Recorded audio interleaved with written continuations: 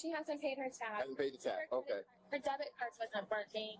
Okay, because she has to call the bank or something to tell them because they think it's fraud. Okay. But I offered her, if she paid Apple Pay, it would go right through, but she won't give me her phone to pay the Apple Pay. Okay.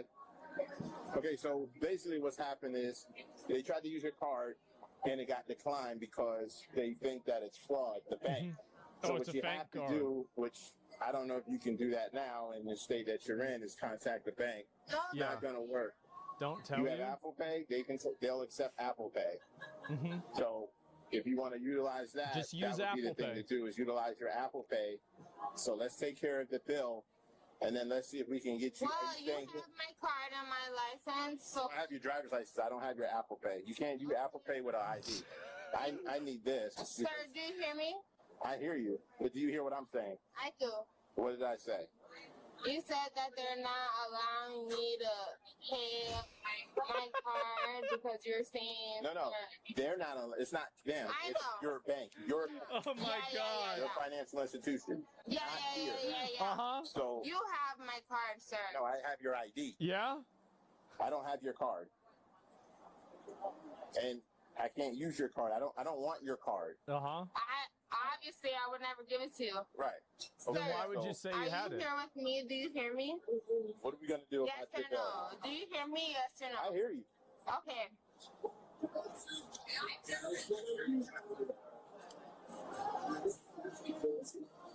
I'm wondering, what card should I give you? Can you check? I thought you said you weren't going to give it. Oh my God. Can I have it? I need this ID because we have to go somewhere. Yeah. We have to go. Uh-oh. Should I pay with that card? No, she had another one, but she jumped in the pool with it. No. Do you have your card? What card are you going to use? Jumped in the pool with it. No. Do you have your card? Jesus Christ.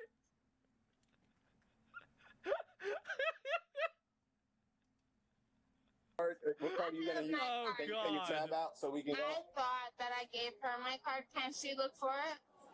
Well, you said you have your card. That's what I'm saying, sir. Okay, well, if you have your card, then there's no point in looking for it. You know where it's at. Yeah, where is it? All right. What are we doing about your bill? I want to pay it. Okay, well, pay her your bill. So pay the bill. Can you ask her if... She's right here. Can you ask her? Ask her if I have my check there? Because I thought I gave her my card. Do you mind if you ask her, sir? She just told you she doesn't have the card. Oh my God. Do you mind if you ask her? Okay, here's the deal. Jesus. You gotta pay your bill. I don't mind. Okay, well, take care of that. Do you mind if you I love how, by the way, it's like 3 p.m. It's probably like a Wednesday or something like this. And you're just out of your fucking mind at like the local Chili's, like outdoor bar. Sir, where's my card? Yes. Yes. Oh my God. Do you mind if you look for my card? It's 5 p.m. Okay, yeah, there it is. Are you serious? Yep, 5 p.m. Ask her, where's my card? I'm not going to ask her that. Yeah, you should. No, you should. You should. Here. Do it. Please calm down. Excuse me. In about 2 seconds, you're going to get... No, I'm asking this officer. Excuse me, I'm asking this officer. What? Turn around. I can pay the bill. Man. Hands behind your back. You're under arrest. All right. You want to put your shoes on or no? I do. Okay, go ahead. Let me guess, this flip-flops again? So now you're going. Why is it that every single one of these hood rats that gets arrested loses their flip-flops? It's like, whenever I see like a hood rat brawl, it's like like in Diablo 3, whenever you would spawn into one of those areas and there'd be like 7 treasure goblins and you cast like the biggest AoE shit on them possible and then like all that loot pops out. Like you've got fucking weaves flying out, you got wigs going off, you got fake eyelashes on the ground, nails flying off, flip-flops everywhere. Like, oh my God. Your name? That's what like it. Come on. No, we're not going to do that. I'm just putting my shoes on. I could save her? Stand up. I don't know, bro. Think about why there's not a guy with her right now. Stuff is in my hand. No, my jacket. Think about that. My jacket is like right back here. My jacket is just right back here. I'm not going against you, sir. My jacket is just here. Sir, we're not going back over there. Let's go to the car and we'll find the jacket. If they find it, we'll go to the car. Come on. So we were with her pretty much all day. There was a couple that was here that lived local. And they were basically preying on her all day. And nothing I can do about that right this second. What did she do to warrant going to jail? You watch it? I watched, but hold up. You got two fatties over here trying to cause problems. Like, shut the fuck up, fatty. Oh my god. My husband's a police officer. But so then, if my husband's a police officer. Oh my god. Oh my god.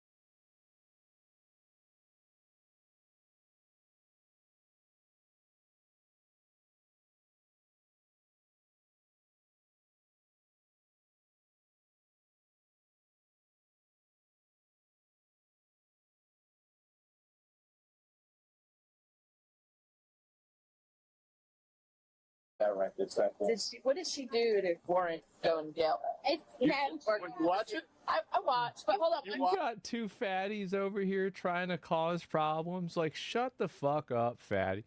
Oh my My god. husband's a police officer, Oh, too, but so then if My they husband's approach a you, police officer. Oh my my husband's a god. police officer, oh, too, but so then if My they husband's approach a you, police officer. Oh my god. Oh my god. so if they approach you and get in your face, then what do? Ask your husband if a person approaches you and gets in your face, what does he do? You're right. Okay. I mean, I don't have a choice at that point. She already drew the line in the sand. Hey, do you mind if I just put my cards right here? This is what You want to put it in your bag? Yeah, I do. Okay, we'll take care of that. Okay, can I just put my cards? Come on, here? go ahead. Let it go. Hey, no, You don't want to let it go? Okay, well, you hold on to it until we get to the car. At this point, you're in custody. Let me explain how this works. Once the handcuffs go on, you're in my custody.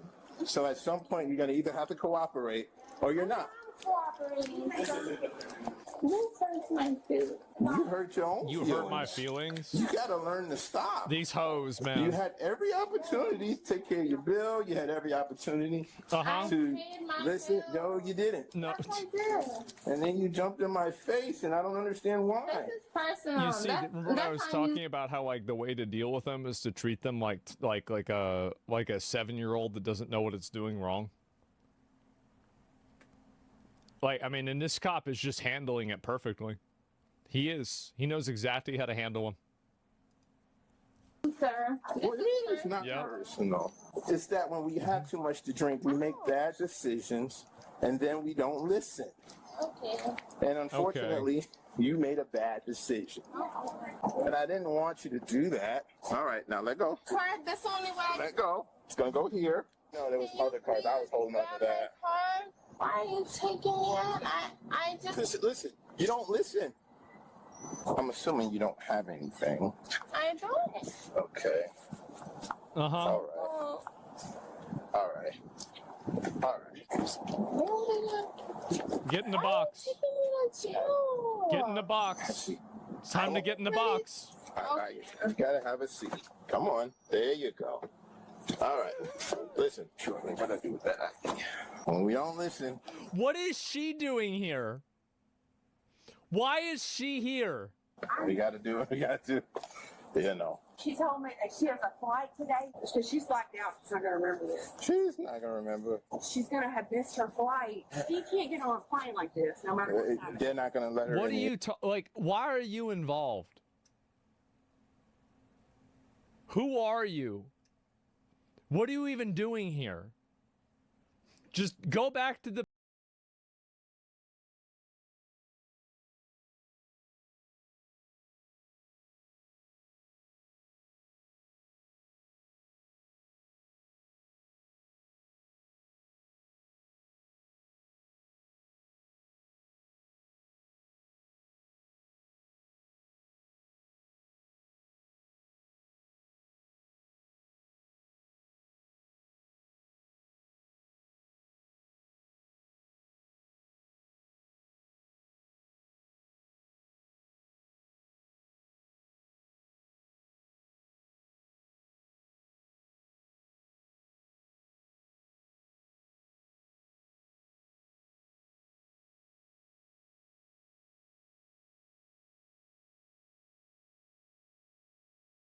buffet.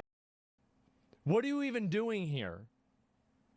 Just go back to the buffet. Airport like this. Just get out of here. They'll be This isn't calling- about They'll you. be calling us in a minute. He doesn't have any food in the car. Yeah. Have to escalate to this. Just leave him doesn't. alone. She just gotta sober up. You don't have any ties to the community, so you gotta go to jail. Turn up Ooh. the air so you can get yourself some air. I I'll can't give you all the breathe. air.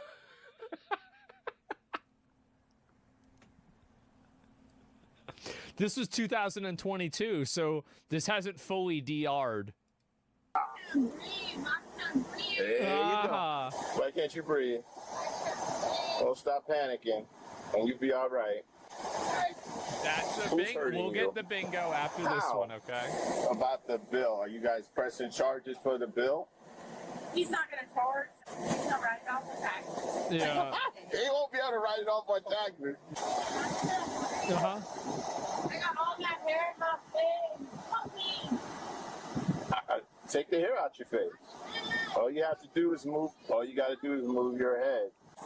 Help me, please. Nope, don't get out. Stay right I'm there. not. All right. All right, so here's the deal. Why are you spitting all over the door? No, don't put your feet out. Remember what I told you. Keep your feet in. No, you don't. You need to keep your feet in. Keep your feet in. Listen. Did she? All right, here's Hairs in my face. it's not in your face. It's not in your face. I need help. All right, now you fucked up. Oh, now you shit. get no air. You stay there. Nothing. He just I'm not tossed her doing ass shit right for back her. in there. Take me to jail. You're gonna That's the way I seen a dude do that with a tuna fish. catch a lawsuit. You're gonna catch a lawsuit. Then they'll release her, and then she catch a flight and take her ass on home. He's not really on shit. When you have too much, Yeah. you say stuff, you do stuff. She angry for no reason. Yeah. Why am I here? Why am I here? It don't fucking matter. I won't scream.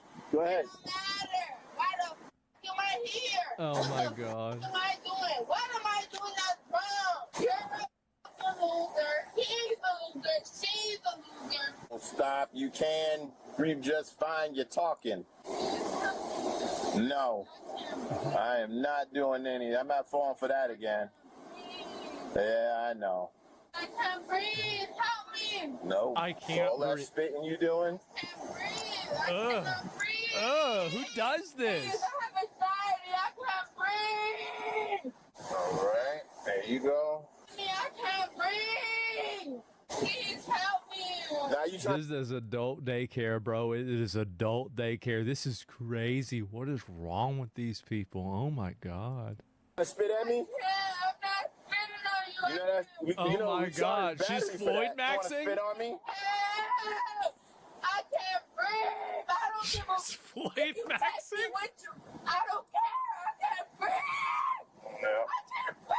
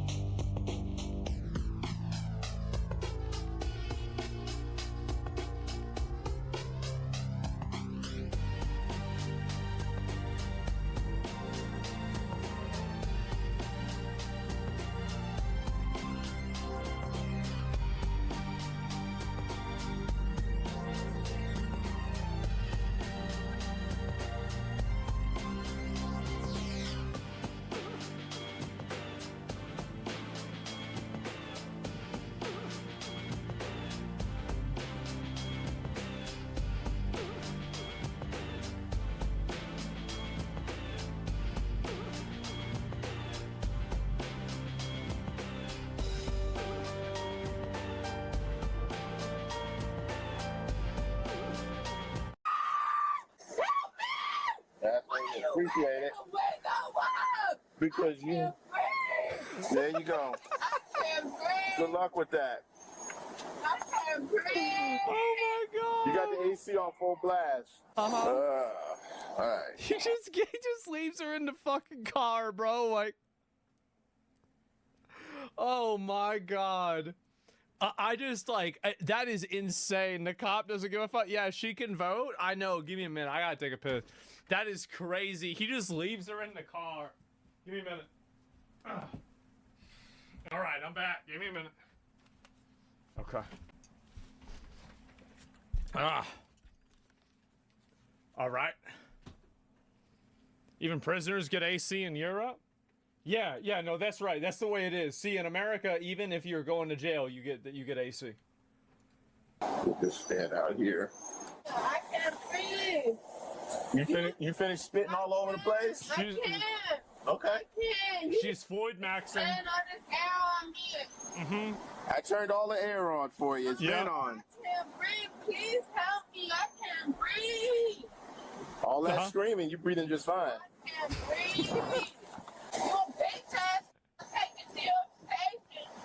I'm gonna take you to the jail. I can't breathe. Do your job. I can't breathe. Take me to your station. Breathe. Breathe. Oh, it's gonna be a bingo. It's gonna be a bingo, bro. Oh my god. Oh my. If you putting the heat on me, There's no heat. turn up. Stop. It's air. You ain't shit. You ain't shit. You ain't shit. There's no heat. It's all air. I got it at 64 degrees. 64? That's okay. It's okay. You ain't nothing. Your mama a pig. Your granny a pig. You know what? I've had it with that. You know what? I've had it with that. All right. Okay. You want to bring my grandma into this? I can't breathe. Take me to your station. Breathe. Breathe. Oh, it's gonna be a bingo. It's gonna be a bingo, bro. Oh my god. Oh my.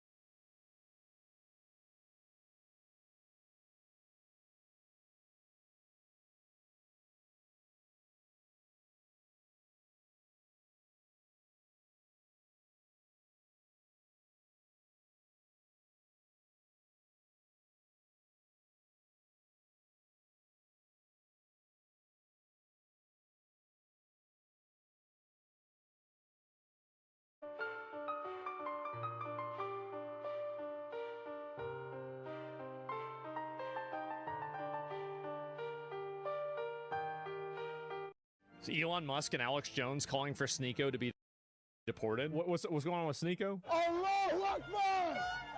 Oh no!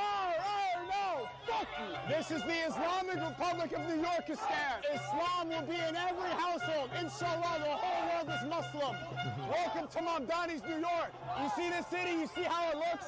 Inshallah, your city looks just like this too. Man, that's crazy. I don't know why you say that and do that stuff, because it's just going to make people mad. I'm going to give like maybe a hot take. I don't think that you can have two dominant religions inside of one country. Is there historically any instance of when that's happened that it wasn't with like a lot of people getting killed? Crusades? I think people died in those. If I were Palestinian desperately seeking Western sympathy so my people stop getting slaughtered, and I saw Muslims like Sneeko boasting about wanting to conquer the world online, I'd probably just fall into a pit of despair and myself. I do think this is true. I think that the aggressive, huge ego that these people have, I think people don't have a problem with Muslims. They don't have a problem with Hindus. They don't have a problem with Buddhists or with, you know, like any of these other religions. But the problem is that like whenever you have like large groups of these people come together and then try to push a religious goal together, I think that's a big problem. I do. And that's the thing, right? Is like the reason why they do now is that you do have advocacy like this. People now view it as like, okay, you're coming to take us over. And I don't really see this ending in a very good way. I see them probably making some kind of restriction, having a lot of these people deported, there being violence. I think you're already seeing this happen. Basically, whatever happens in Europe is what's going to happen in America like 20 years later. Why wait so long? Because think about how bad the world was for people to accept, you know, any sort of like crazy government solution to something. I think 1930s Germany, why did people vote for Hitler? It's because things got really, really, really bad. Italy is the same thing with Mussolini. Inshallah, the whole world is Muslim. The whole world can accept the truth. The whole world can go to heaven. God willing. Inshallah, the whole world says La ilaha illallah. I don't want you to burn in hellfire for eternity. I want you to go to heaven. Sneeko responds to Elon Musk wanting him deported. Go back to Africa. This is my country. Nobody thinks this, by the way. Being born in America doesn't make you an American. Whenever you're chanting and talking about Islam taking over the country, how can you talk about how you are like, you're an American because of whatever reason, whenever that's literally against the First Amendment? I think that for a long time, people like played the game where they're like, oh, well, if you're born in America, you're actually an American. No, you're not. No, you're not. I mean, everybody knows that these people that were born in America, you know, hate America. They want to destroy America. They support America's enemies. These people are not real Americans. They're obviously not. Anybody who's supporting Hamas or Hezbollah, those people need to leave the country. We don't have to put up with this. We don't have to tolerate this. The Somalian who said Elon's about to die is exposed as a pre-med student in Missouri. Well, I wouldn't worry too much about this one. I wouldn't worry too much about him. Is it pussy? You smoked your goat while you were fucking your goat? What is this? Wait, this guy, he called this guy a pussy? Isn't this guy on SEAL Team 2, 4, and 6? Oh my God. And this is what he said. These guys sound way different when you wake them up at 2 a.m. This is the guy that participated in killing bin Laden. Yeah. They sound way different.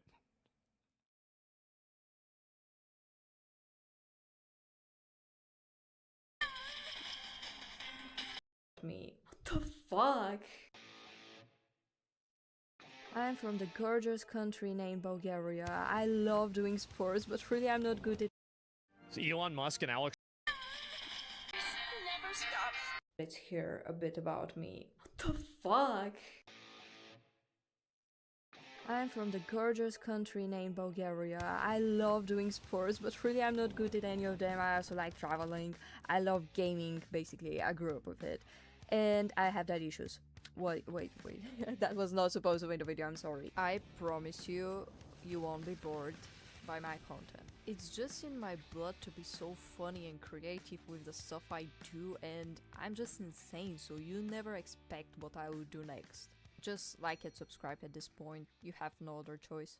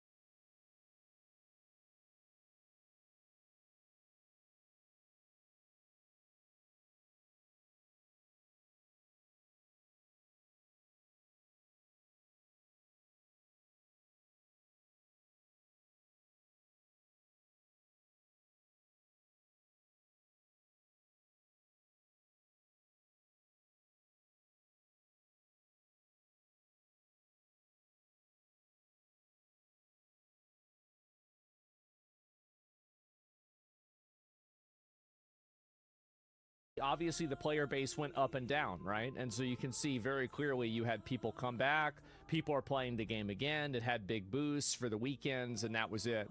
So basically, that's the reason why this one. So Double Fine. Let's see Double Fine. I think Double Fine refers to the 2 games they made, and the fine refers to the cost on Xbox. But we'll go ahead and find out. So maybe this is the game, Double Fine Studios. Well, it seems like things aren't fine after all. 191 players 9 months ago, and there's only 20 people playing the game right now. Well, that's not very good. Let's look at Kiln. Let's take a look at that one, okay? We'll see how well this game is doing. Kiln, 193 people playing the game. Do you remember this retarded game where you would be able to make different cups and have them fight against each other? Do you know who this appealed to? Nobody, because nobody cares about it. It was a stupid idea, and whoever greenlit it was a retard. And now that retard is out on his ass, and so is everybody else that agreed with him, which is a good thing. Losers lose. Absolutely no one. Yeah, nobody wants this garbage. Nobody wanted this garbage. Keeper. Let's take a look at Keeper. How does this look? Okay, so this is Keeper. What do you do? What do you do in the game? You just walk around, you're a lighthouse? The visuals are really cool, but like, where's the video game? Where's the video game? Where are the video games? Like, I don't understand this. Yeah, keep it to yourself. Yeah, that's what they should have done. So, do we have access to Game Pass stats? Game Pass stats will be roughly reflected on Steam viewership, but obviously it's not going to be like a 1-for-1. So we're not really looking like, I mean, think of a video game that was, okay, Stalker 2. Was Stalker 2 on Game Pass?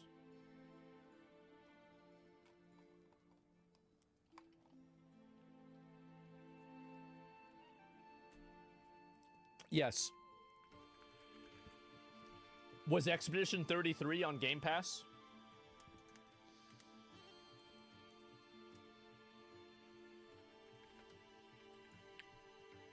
Was Doom the Dark Ages on Game Pass?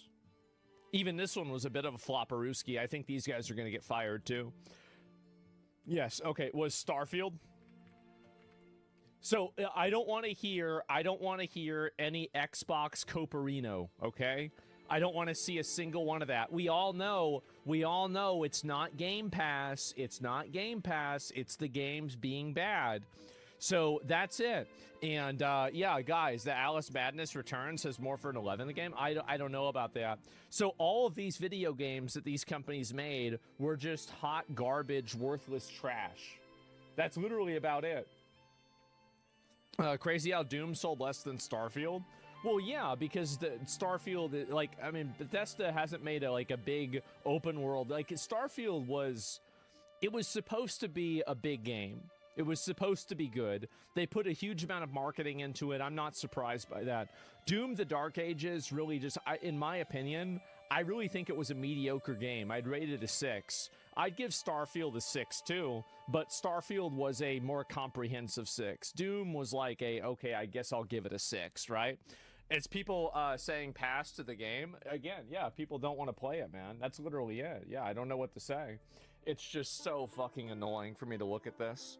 But anyway, it was supposed to be a PS exclusive, but then Xbox got it. Didn't Starfield come with a lot of PCs? Yeah, it did, actually. So you had those games, right? So you had, these were the studios that they got rid of that made complete garbage. And this is the statement that was made by Asa Sharma. Now, she is the one, she is the Grim Reaper. She is the enforcer. She is the reality check. This is the modern audience destroyer. Yeah. I have been waiting on this for years. And finally, yes. And so anyway, W's statement, ironically, this is what she wrote out to everybody at Xbox. Team, we are beginning the most significant restructure in Xbox history. After careful consideration, I've made the difficult decision to reduce our team by approximately 3,200 around fiscal year 2027. This will include approximately 1,600 role eliminations today. Rapture! You're out, bitch. It's over. You're done. In addition, 4 studios will leave Xbox to new management. There will be 4 sacrifices made. It's a low number. We had expected more, but that's it. And a great purge, yes. I recognize a year-long restructuring creates additional challenges. So she's saying that you have a year left. Enjoy it. Enjoy it. It's gonna be gone soon. And Xbox is even, yeah, double it and give it to Ubisoft. Ubisoft already took it. They did. I'm gonna try Black Flag today. The game, I got an early copy. Shout out to Ubisoft for not being pussies and giving me one. And so I'll play it, and we'll see if Ubisoft is gonna get more layoffs today or not. Right? I don't know.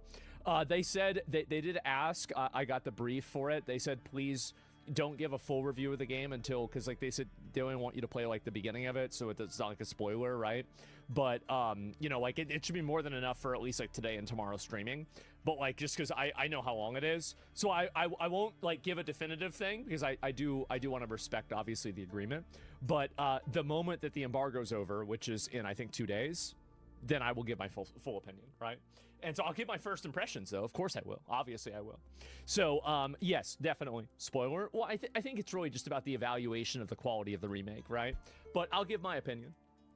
So, anyway, this is your moment to enjoy. Yes, this is my this is the moment. This is... I mean, if you didn't know already, bro, like, if you didn't know, now you know.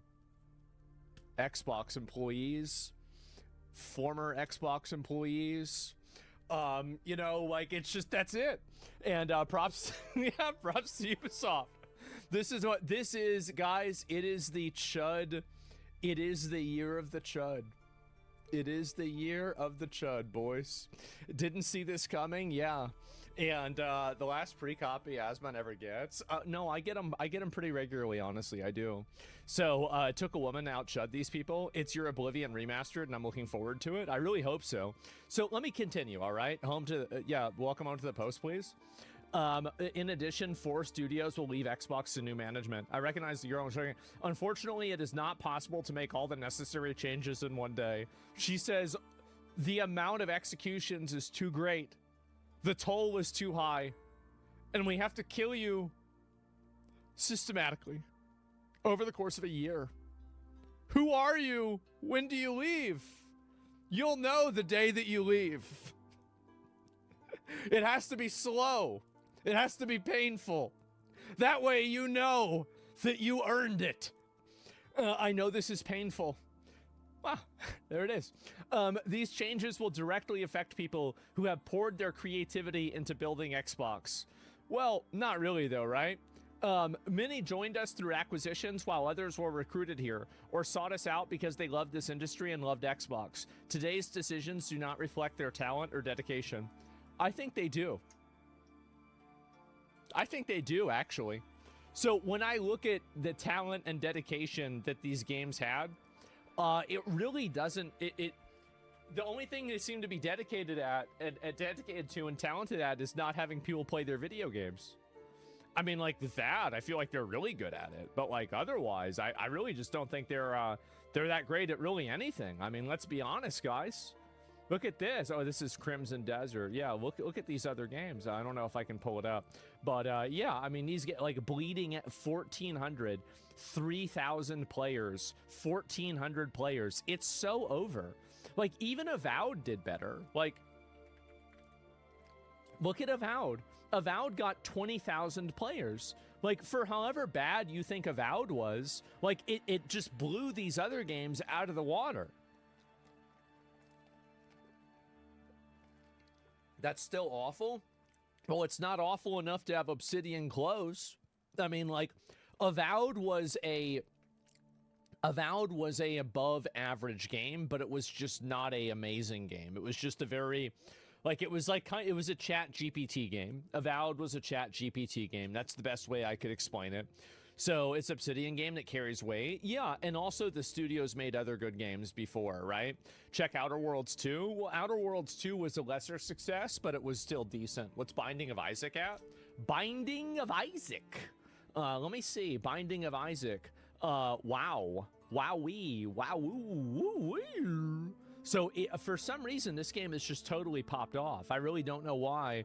I probably should have played it already. I should have. I haven't because I'm just a piece of shit. But yeah, that's about it. Can we get the weekly marathon check-in? Oh, it's not weekly at this point. It's almost it's every day, bro. Like, so marathon.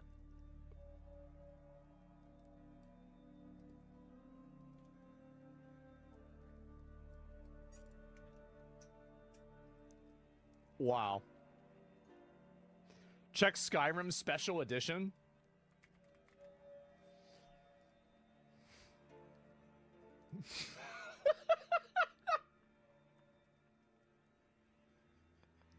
A single player game made 15 years ago is still getting 33,000 players every single fucking day. Oh my god. Check Destiny 2. That's how it be. That do be how it is. And so, yeah, that's a fun game. I guess so. Bungie continuing to Greek tradition of dying after a marathon. That's... God. Jesus Christ. Okay, so, anyway, so you've had all this stuff happening, and Marathon, apparently somehow it's trending. I don't know how that happened. Let me go back to the original statement, okay? I keep getting distracted. I apologize. I'm sorry. Our business today is not healthy. Wow. Wow. She just came out and said it. We are operating at margins that are 3 to 10x lower than the comparable platform and publishing businesses. We entered Gen 9, I'm assuming this is like the new Xbox era, with a smaller install base and a higher cost structure. To grow, we bet on Game Pass, multi-platform, and a broader portfolio of content. While those businesses have created meaningful value, they did not grow at the pace that we expected. As that happened, our core business weakened, and we added more teams, more investment, more time, hoping for a better outcome. So this is kind of like the idea of if you're if you're fat, if you eat enough food, you'll lose weight. Well, apparently it didn't work. It just seems like they got fatter and now they're sick. And so, and now the industry is facing the most severe hardware crisis in its history. We must, the Great Reset. We must reset Xbox. Oh my God. Wow. Press the button. Turn it off and turn it back on again. The chuddening, exactly. The Great Reset. First, we will reset our content portfolio. Since 2018, we have aggressively expanded our studio portfolio, while the number of games created each month across the industry now outpaces the last 10 years combined. That's true, a lot of people make video games now. We now find ourselves competing not only with the largest publishers, but also with smaller independent studios. It is neither possible nor desirable to own every great independent studio. That's true, yeah, it's too many, you know, like, I don't know, like you're managing too many things, right? And we've learned that we are not the best home for every type of studio. In a typical year, we lost 64 cents for every dollar that we invested.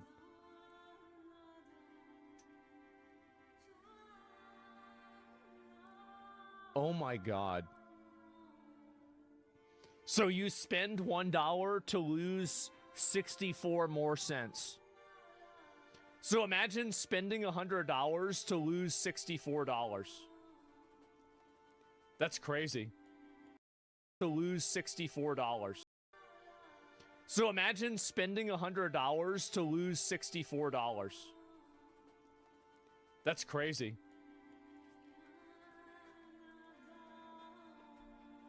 It's like reverse inflation. Yeah, it's really bad. It's 2/3 profit. Yeah. In studios they invested in so far. Exactly. And so, yeah.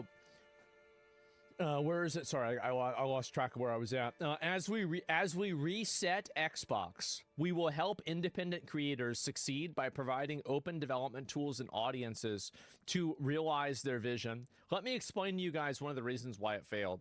Can you create a graph, a line graph that shows the amount of employees Xbox has had from 2016 to now? Okay. So I'm going to show you all what the issue is. Why not let it die? Well, because Xbox is it's a good brand.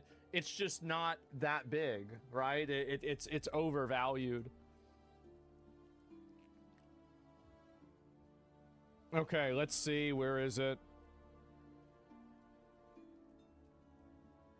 What the fuck is that?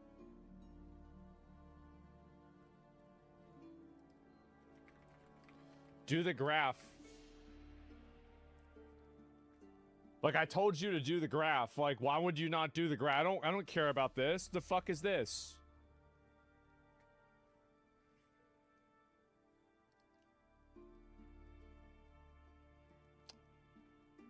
Damn. Damn.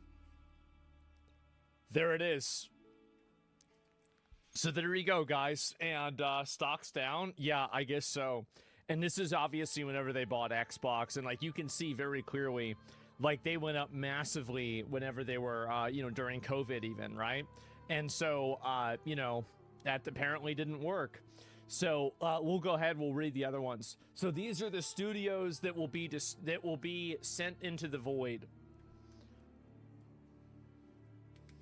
As we reset Xbox, we will help independent creators succeed by providing open development tools and audiences to realize their vision. Compulsion Games and Double Fine Productions will return to management and transition to independent studios with their IP, catalog, and runway for their next games. Ninja Theory and Undead Labs now have entered terms into new ownership with funding to compete and grow Senua and State of Decay 3. In France, Arcane's management is beginning required consultation with Works Council to review potential strategic. Okay, so they're done. It's over. This is the most passive corpo speak to "it's over" I've ever heard. Reviewing potential strategic options. It's so done. Yeah, I mean, they're cooked. So we are also making reductions across other units and in some cases shifting investment to focus on higher priority projects. These changes vary in size across Activision, Bethesda, ZeniMax, Blizzard, King, Mojang, and Xbox Gay Studios. None of their first-party publicly announced games or projects are being canceled as part of these reductions. That's probably a good thing to mention. I think that's good, obviously. And yeah, in addition, Mojang and King will now report directly to me.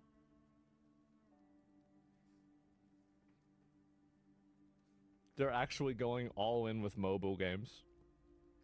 They're actually going to become, dude, Mojang, like, just so you guys know, what games do Mojang and King make? Like, I just want you guys to see. It's like Candy Crush and Bejeweled, right? Like stuff like that.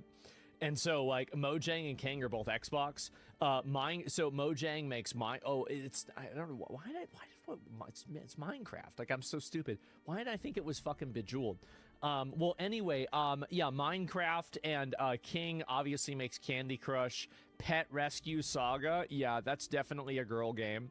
So anyway, so Minecraft and Candy Crush are going directly under the wing of Xbox. They're going to take very good care of you, Minecraft. They're going to take good care of you, Candy Crush. And all these other bullshit games for modern audiences, well, you're gone. It's over. I know you're happy because they fired because they make bad games. How do we get good games, though? How do we get good games? We exist. We exist in the market. We say, I want a good game. And we wait for somebody to say, okay, here's a good game. That's it. That's all it takes. And then eventually Elden Ring appears. You know, like, I don't know, Minecraft appears. Dragon's Dogma 1 appears. Skyrim appears. Black Myth Wukong appears. And eventually, the good games, they show up. Kingdom Come Deliverance 2. That's correct. So you mean the consumers will get what they will get the products they asked for? What? Yes, that's correct. The consumers will get the products they ask for to the extent that they buy them. So we're also making reductions. Mojang and Kane would report directly to me. These two studios have increasingly become platforms and are our largest bi-monthly active players. They bring in critical geographic, demographic, and differentiation to Xbox. Second, we will reset our platform. We know that today, great technology. Oh, sorry, give me a second. Technology gets better when it gets simpler and not bigger. Today, in some parts of the company, work passes through as many as 14... I knew it. I knew it. I knew it. I knew it. 14 layers of management. Our platform teams are still 40% larger than they were at the start of this generation, even as our player base and playtime have declined. That complexity has slowed decisions, blurred accountability, and made it hard. This is exactly what I've been saying the whole time. Fucking exactly. Yes.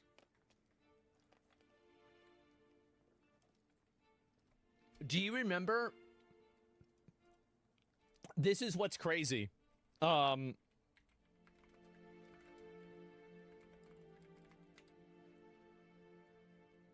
Where is it? I don't know if this is the part. Yeah. Yeah, I have the memo right here. I just, No, it's not. It's later on when they're doing the interview. Well, anyway, it was a literal joke in 1999 that this guy had to go through 7 bosses. So, think about that, and then double it. Welcome to Xbox. It was literally a joke back then. And now, it's twice as many. It's 8 bosses? Oh, it's not quite double, right? Just 7, exactly. I have 8 bosses, Bob. Yeah, there it is. It's just insane for me to see this. So 14 different groups of people, 14 layers. That complexity is slow collision. As we reset Xbox, we will need to simplify. We will reduce management layers to no more than 5. So that means that literally most of the management will go. Because if you're at 14 and you go down to 5, you've got to lose over half your people, right? I mean, that's the math, right? So, oh my God. So they're actually getting rid of, even that's too much? Well, it depends on what they mean by management levels, right? I mean, this could still mean like a high-level approval process that would be mandatory.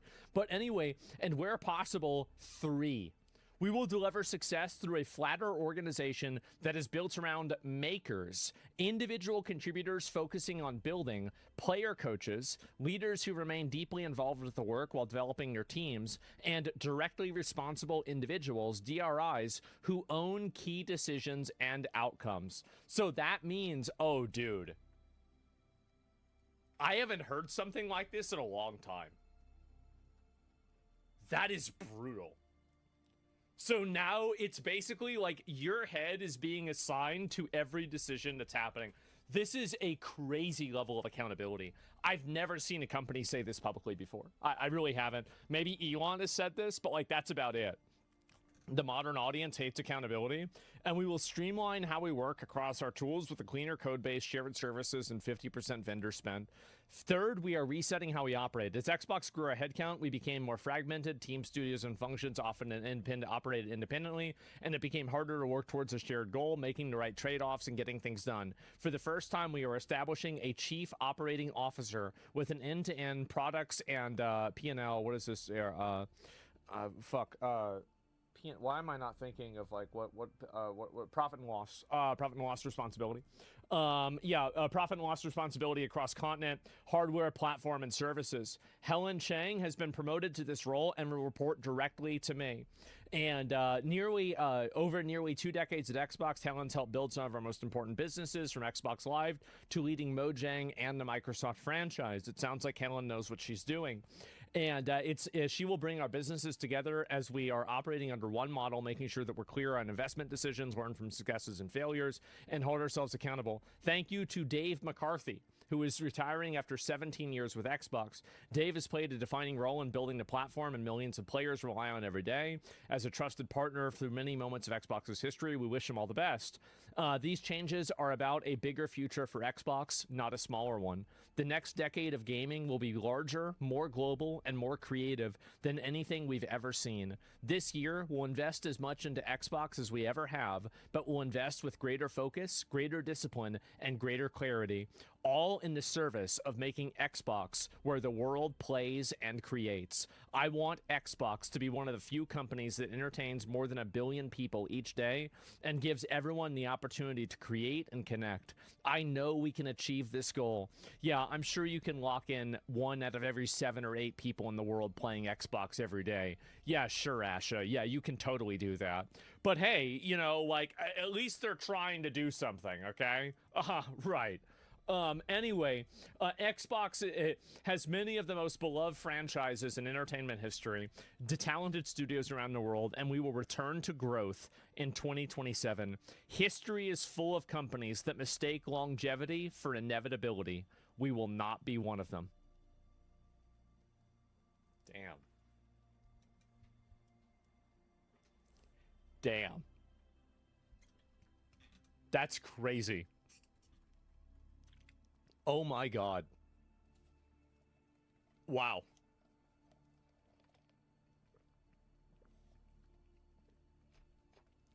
She's fixing over a decade of Xbox tragedy. Xbox has been mismanaged for a really long time. The main thing they need to do, here's the main thing they need to do. You need to make a very good version of Gears and a very good version of Halo. If Gears and Halo are unhealthy, that's like your heart and your brain. That is the heart and the brain of Xbox. If those games are bad, then Xbox is bad. Then you have a handful of other games that are like underneath that build up the Xbox brand. Things like, for example, Elder Scrolls. Things like now World of Warcraft and other games like that. But it's mainly the games that are associated with Xbox, the games that you bought an original Xbox for or an Xbox 360. What were those games? Gentlemen, tell me in chat right now, what was the game that you bought an Xbox for? Forza's another one. Yeah, no, you're right. I don't know why I didn't mention that. Everybody's saying Halo. Halo and Gears. Fable. That's another one. Black Ops. And yeah, everybody knows, right? Gears, yes. Mike, I mean, let me just prove my point here. Maybe I won't prove my point, but let's find out. I want to find out and see how many people are playing this. Okay, create poll. Why did you buy? Just a minute. I just realized something. I just realized something. I still had my CD key on my copy paste clipboard, and I knew that if I was about to copy paste something, it would actually show my CD key.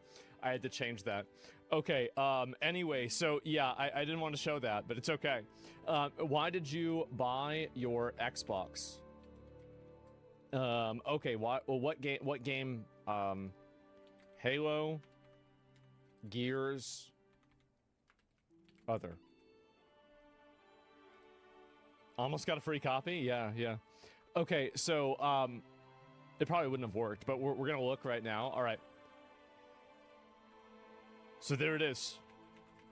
Just other. All I want is other. Like, if you bought it for Halo, Forza, whatever else, that's fine.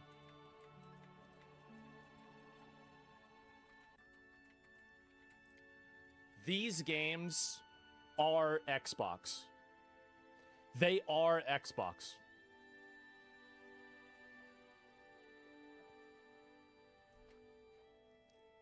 Halo has sold more games, more Xboxes. What people in my chat are saying is that Halo has sold more Xboxes than every single other video game put together.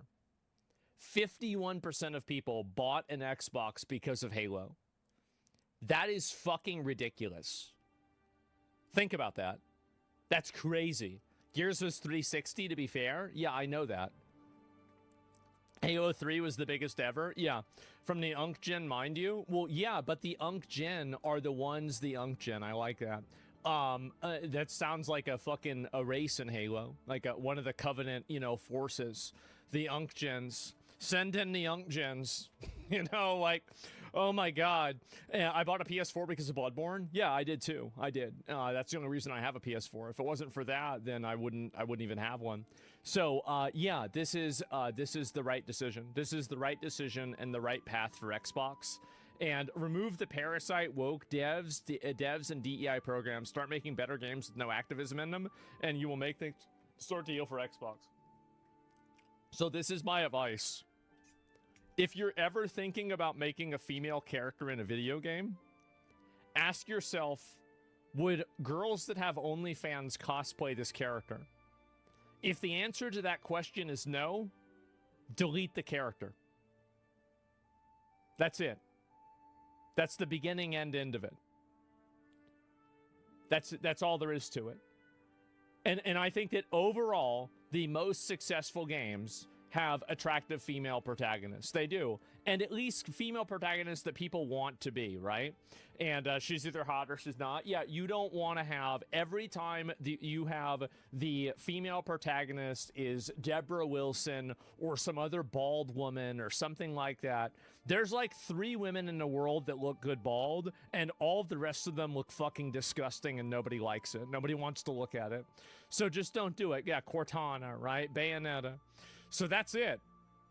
Not true. Tifa's mid. Well, that's not true. Anyway, the complexity of the industry has never been the issue. The problem is you keep pandering to minorities and making games for people that never buy them. Make good games. Based VTuber, by the way. Very based VTuber. And a good start. The easiest solution is to just look for the pink-haired devs that are destroying your IP and send them on their merry way. People want good games, but the shoved ideologies into what could be good stories is why your revenue is down. I mean, I really think this is a huge factor.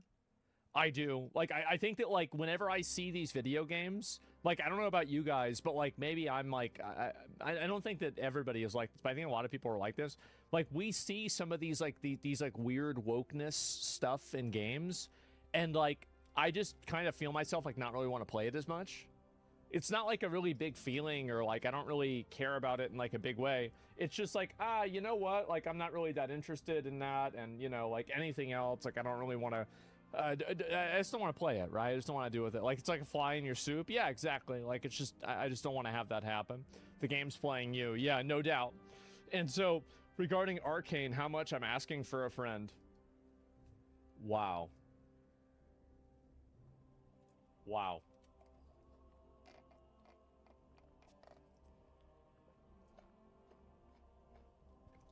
I love it. I absolutely love it. Please kill them. Yeah. Yeah, today lay off 3,200 people. Next year sponsor 3,200 H-1B Indians. Yeah, I have to admit this lady boss has some balls. Credit where credit is due for making the hard choices and being extremely transparent with not only the choices but the reasoning behind them. That's true. I mean, like, honestly, I love how, like, all of the... It's actually really funny that all of the most racist and fucking awful, the most chudded out of their mind fucking people inside of, like, gaming, they're now all cheering and happy about an Indian female that's running Xbox and firing everybody. It really goes to show that, like, it actually never really was about hating women ever. It was about hating a certain kind of people. And that was it. Hell yeah. Yeah. It's just really funny to see, like, it's like some kind of, like, poetic thing where it's like your savior, the person that's actually willing to do this, is the person that you would least expect, right? Yeah, chuds without borders, exactly.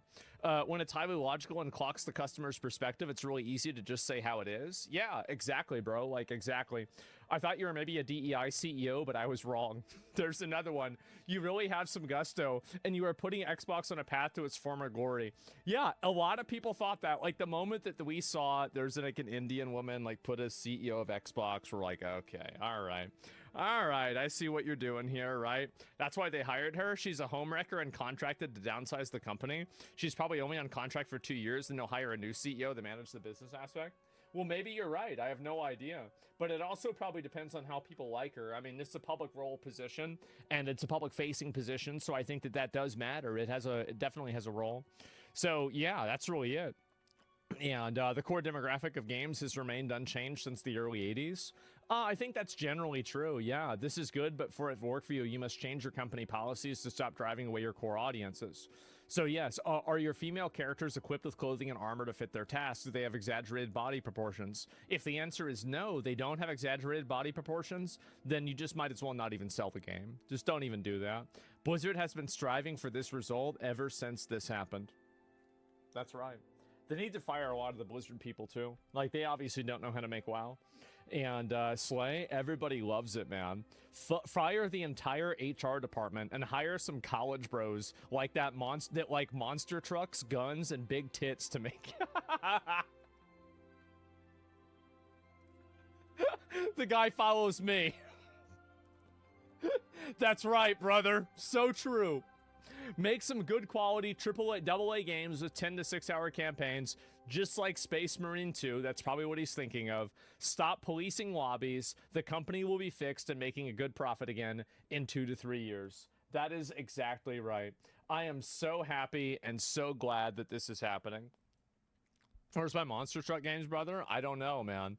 And one of us, yeah, massive part of the ESO team just got laid off. Yeah, I guess so. And also, do you want to know why Elder Scrolls Online is probably getting layoffs? Let me consult the crystal ball.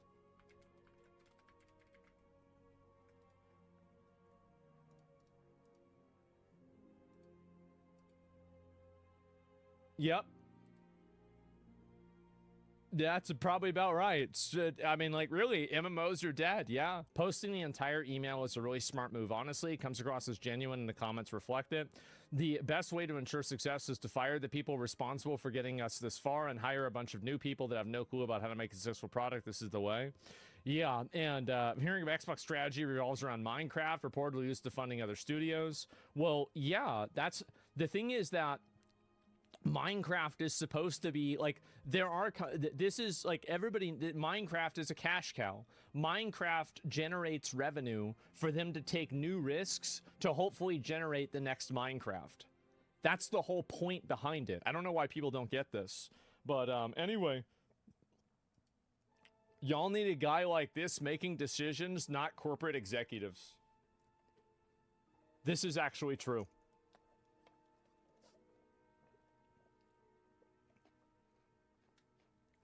This guy right here, he knows what Xbox needs. They need to have an entire, you know, an entire, like, service of these guys, right? Where they get this photo of me? Yeah. Fucking exactly. Oh, my God. As after a hair transplant for 10 years? No, I'm not going to get fat. That would never happen. Have you guys tried making games that don't suck ass? Do you guys, yeah, do people like being preached at? I'm not sure if they do or not. But, oh my God. Oh my God. Really? Like, is this really what you guys are trying? I had a mod send me this.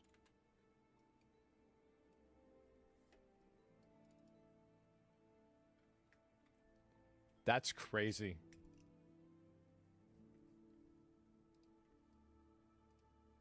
That's really crazy. Wow. Yep.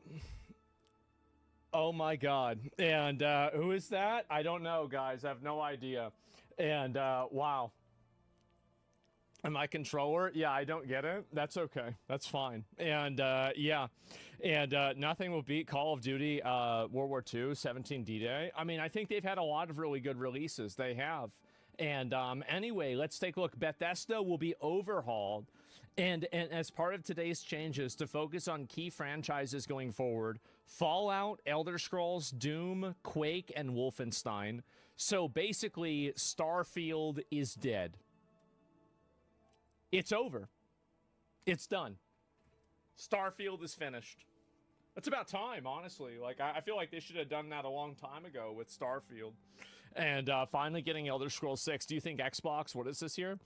Do you think Xbox is due for a new mascot? Xbox has a mascot. It's called Master Chief.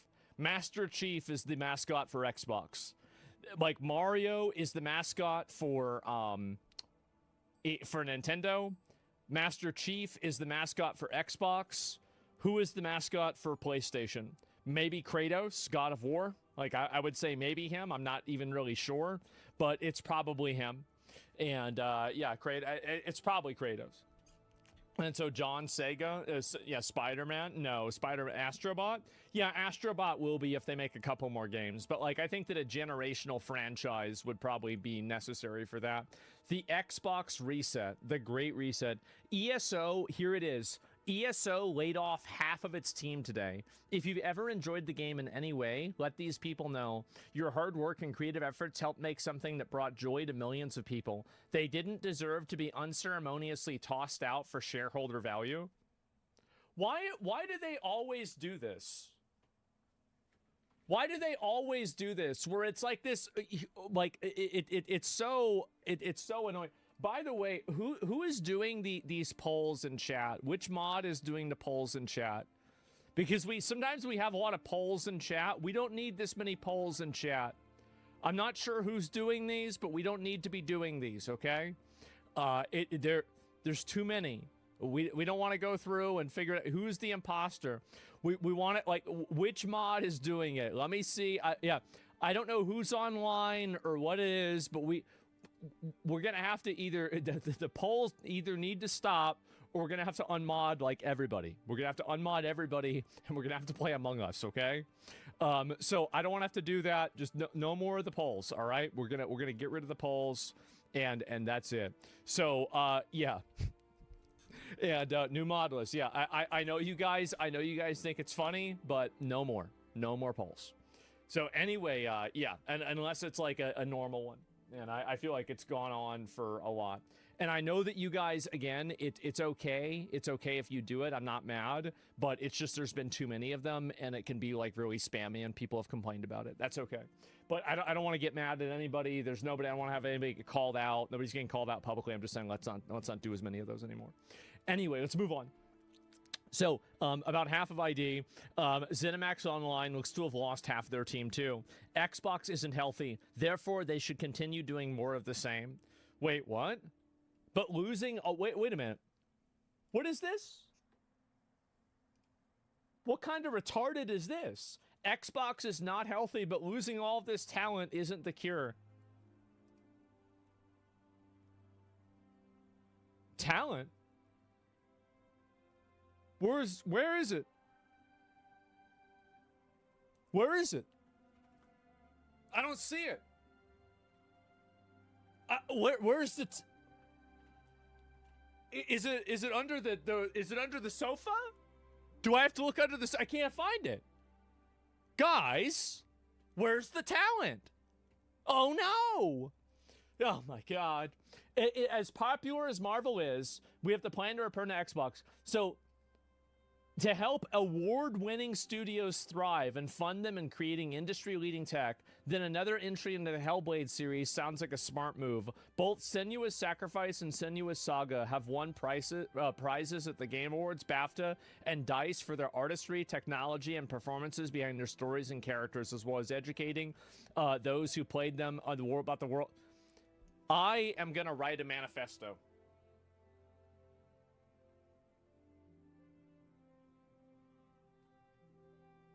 I've had enough.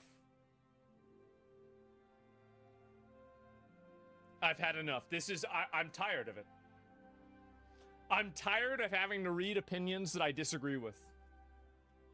I've had to do this for so long, and enough is enough. Enough is absolutely enough. Senua was good. The Chud Manifesto. These stupid, brain-dead, worthless, garbage, failed theater kids, rejected Hollywood writers, pathetic losers, like kids that got bullied in high school and middle school, thinks that their parents are right, confused about the way the world works, stupid, brain-dead fucking freaks. You actually think that you got a prize and that matters?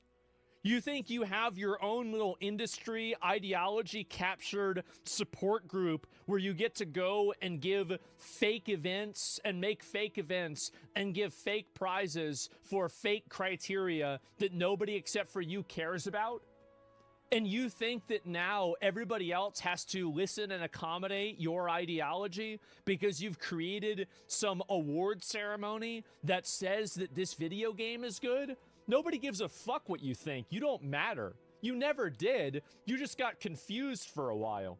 You want to know what matters? How many people are playing the game?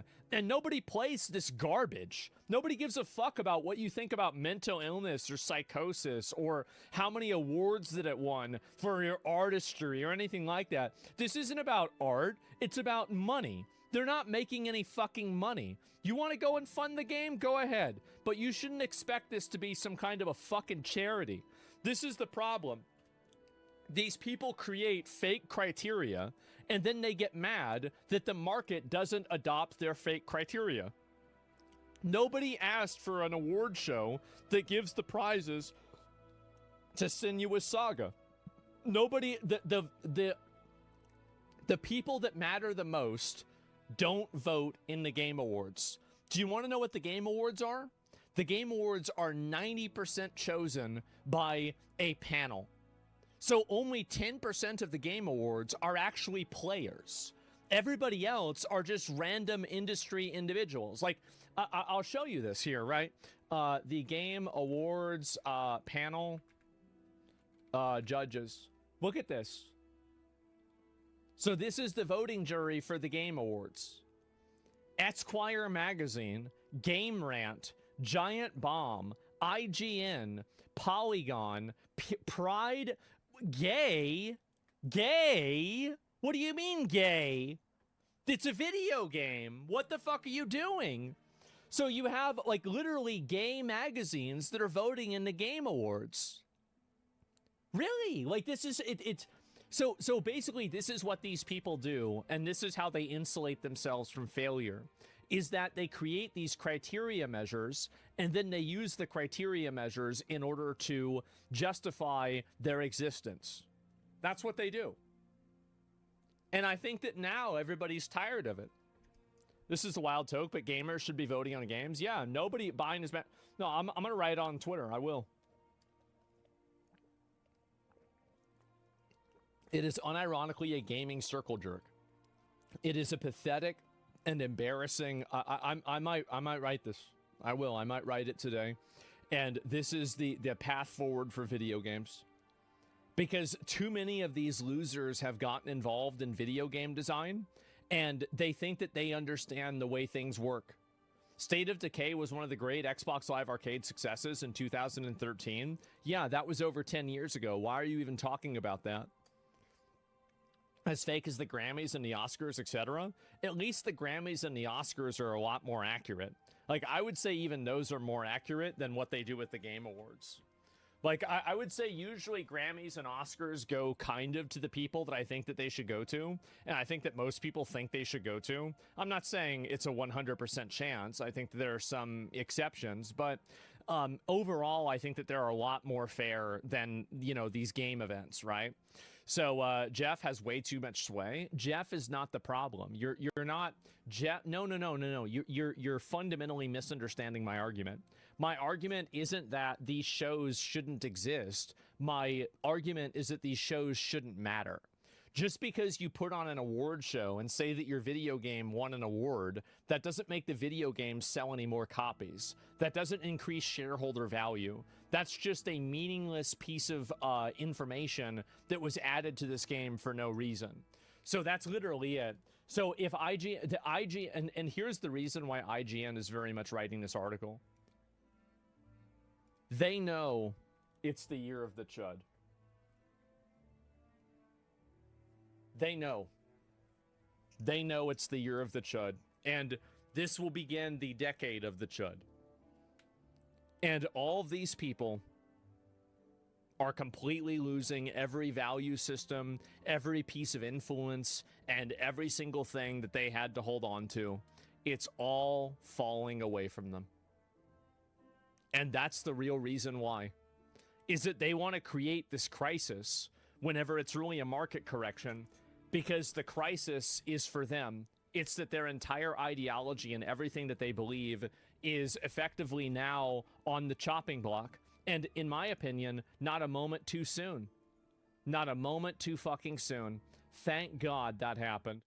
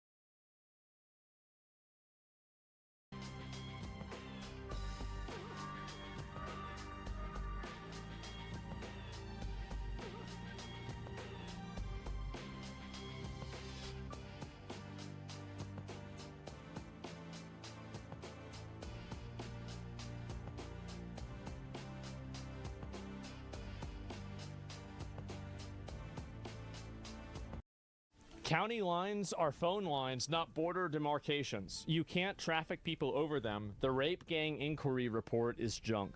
All right, so this video has 4 million views.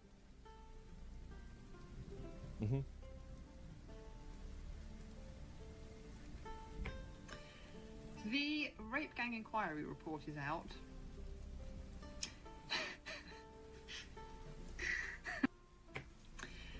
The rape gang inquiry report is out. Yeah. And I'm going to try not to laugh because it feels mean.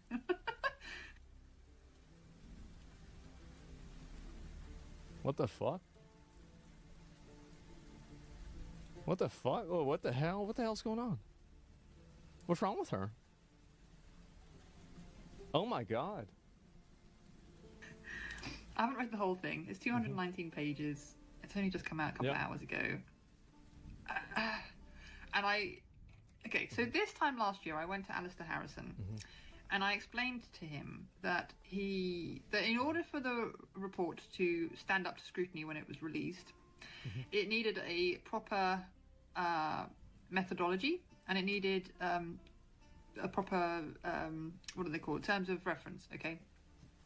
And that he needed somebody to create that, preferably with somebody with expertise. Although I said, I mean, I have some expertise being a journalist and having written reports. I was happy to do that kind of work. But ideally, it needed to be somebody who actually had, like, you know, proper grounding in things like statistical analysis and research methods and all that kind of stuff, right? Anybody who is even average intelligence in a Western country would be able to figure this out immediately. You don't need to be a genius to figure this out. It's actually quite obvious.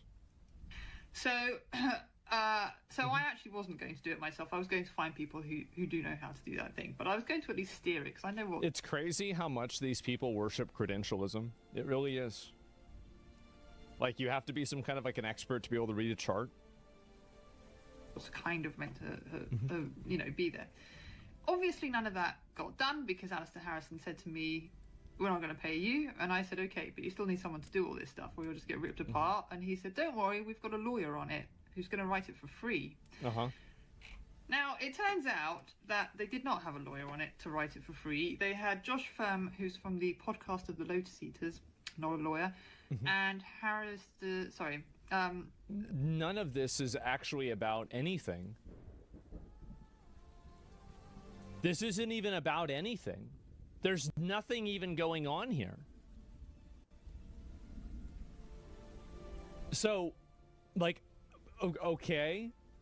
Charlie Downs and Harrison Pitt, who I believe are also not lawyers. And so, as a result, they also haven't done their research either. Because on page 11, for example, we find the following. In each of these areas, the same tactics were used. Girls as young as 11, ... were trafficked across county lines. County lines are phone lines. And you don't even have to do a lot of digging to find that out, right? Literally, all you have to do is Google what is a county line, and it will tell you that county lines are the way that urban drug dealers get their drugs out into more rural areas. They have phone lines that people can call to get drugs. Those are county lines. So you cannot traffic somebody over a county line unless you're trafficking them over a phone line. Well, they're talking about being trafficked from like one area to another area, right? There's like different demarcations and areas inside of Europe that they're being moved from one area to another area. That's obviously what's being discussed. That's what's being said. Like, we know, like, I mean, county, this can mean multiple things. Like, county is this can be a term like a phone line, she said. It can be a geographic location. I mean, really, I don't even know. How is this even happening? Which I guess is technically possible if you're also selling them on a phone line or via that phone. But that's not what they mean here, right? Mm-hmm. So if they haven't understood the basics of how the drug network works in this country, then they have absolutely no hope of understanding grooming gangs, because grooming gangs are criminal cartel enterprises. That is the grooming gang, right? It's a criminal gang. And the two are very, very closely aligned. Where you get drugs, you get grooming gangs, and vice versa. This is exactly what Alexis J was talking about in her 2014, 12 years ago, report on Rotherham, the really famous one that everybody knows about, because there's drugs? Yeah, people know this. That's what got this whole thing kind of off and running in the first place, okay? So that was the report that came out of Andrew Norfolk's reporting, which obviously he started in 2011. Yeah. He made a big noise about Rotherham. The council came under scrutiny, and then Alexis J was hired to write her report.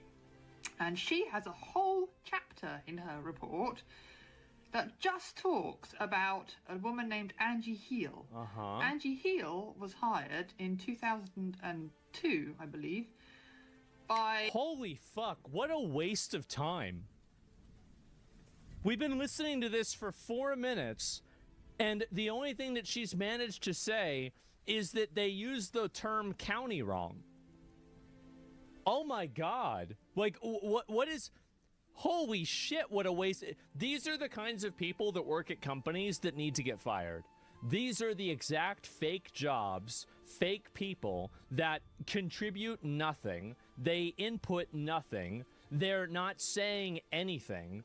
It's just these like weird, credentialism and, drawing distinctions without a difference. The police, the South oh my police, god! I believe it's called. It was. Where are these people coming from?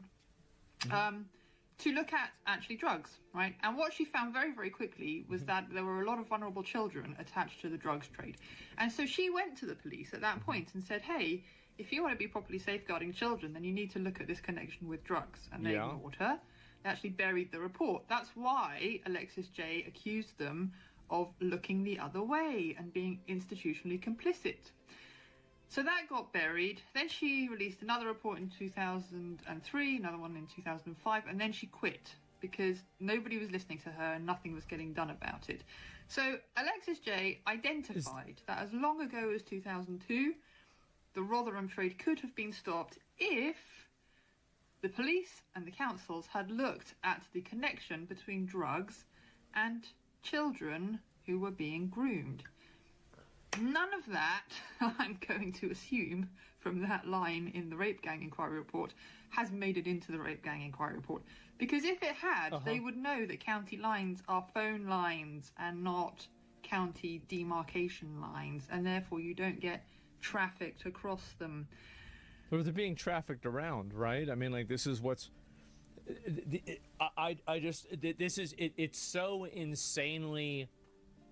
Like, these people are the people that in every single company and in every single organization should be completely fired and sidelined. They contribute nothing. They add nothing. They create nothing. All they do is just complicate things that are very obviously understood by average people. Maybe that's the reason why they don't understand them. And then they act like this is some kind of a crazy difference. I'm going to leave this video here because I will start banging my head against the desk. But I hope this gives you some idea of how little research these guys have done.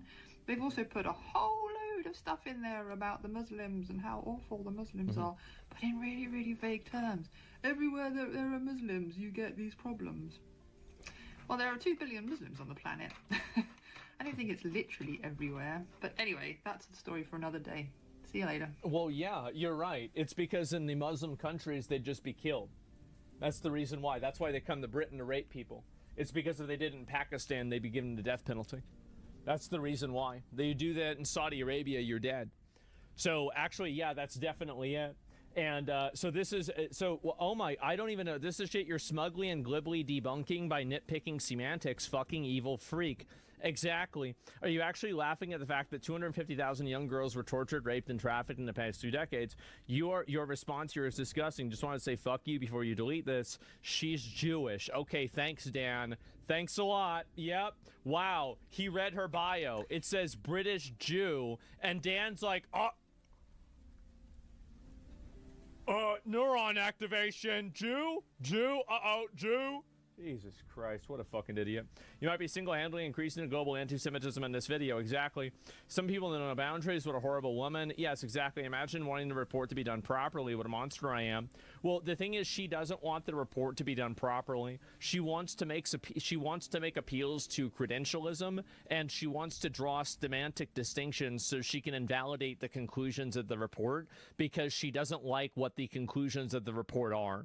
So she actually doesn't have a problem with like any of the report being done properly. Her idea of the report being done properly is when the report doesn't have the same type of conclusions that she wants in it, right? That's really it. And write a comment. I don't really think I have a lot to say, honestly. And these are county lines. What is this here? Reverse violent form of drug application. Yeah, what is this here? Can I find it? And context. Yeah, I mean, this is the context. What is this here? And oh my fucking God, these people are just so stupid. It's unbelievable. And a millionaire using survivors to further his own political ambitions. I agree, it's disgusting. Man, I think that we should send people like this to Pakistan. We need to send them to Afghanistan or Pakistan. We do. And yeah, she's on the reform payroll. I heard about that. So this girl apparently is actually being paid by Reform, which is a rival party in the in the UK. I was going to say the Middle East, but it's in the UK. So here's the person. Turns out that Donna, the Sharpsire Clear, who laughed at the horrific torture, rape, and grooming of 250k white British girls, is paid by Reform. So here it is. This is the person, counselors and decision making. This is her. And so again, person or name of person making payments.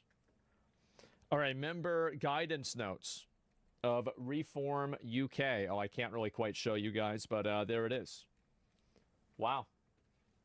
That's crazy. How about that?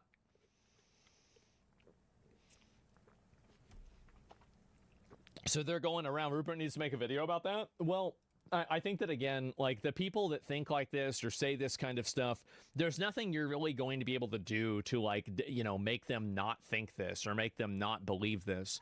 They're just going to believe whatever they want because they're delusional. Even the UK Reddit covered this more than mainstream media. Let me go and look at this here. So the UK, yeah, just to disprove Restore Britain. Yeah, they don't see. The reason why they do that, the rape gang inquiry, it only has 1,000 updates. I wonder why, and 900 comments. It's a hard read, unfathomable. Oh my God. The majority is convicted groups and consist entirely of Muslim men. It's good to see this finally coming out. Asian grooming games was always a deflection. It goes on to quote some harrowing statements about the abuse, which I will not post verbatim. I'm glad to see this too. Even, dude, Reddit is gonna need to get lobotomized. This is really bad. This is going to happen again.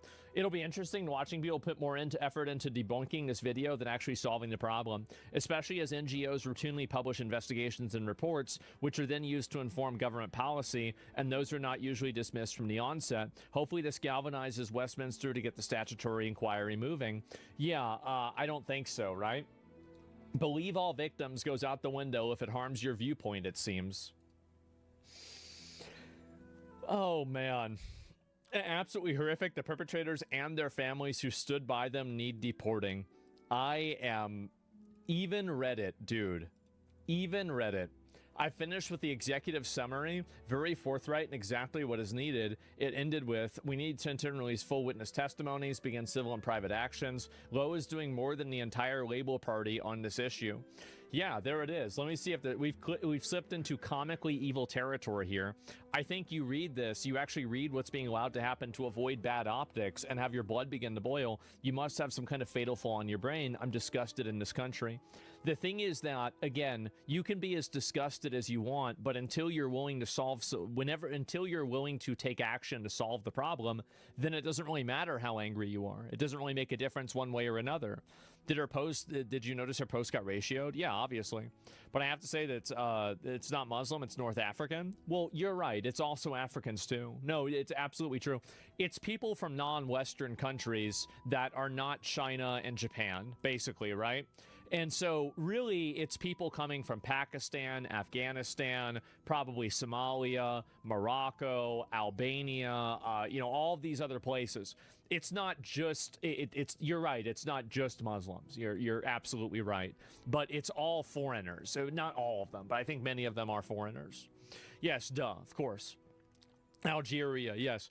That's Albania. I mean, Algeria. Yeah, sorry about that. And so anyway, aren't North Africans the same shit? It depends, right? But anyway, let's scroll down and we'll look at this here. The question is, what's going to be done about it? Am I right in thinking Lowe is going to use parliamentary privilege to name all of the redacted individuals in the report? If that's something he has the power to do, and assuming the individuals with their names redacted aren't the victims, I'd be supportive of outing the people responsible. I wouldn't be supportive of outing the people responsible. That's not what I would be supportive of. I think the public still struggles to wrap their heads around the sheer scale and war crime levels of barbarity involved here. Ultimately, I believe the UK needs a public truth and reconciliation process on this. No 400-page report that's forgotten about in a week. Get a judge from Australia and New Zealand to lead it.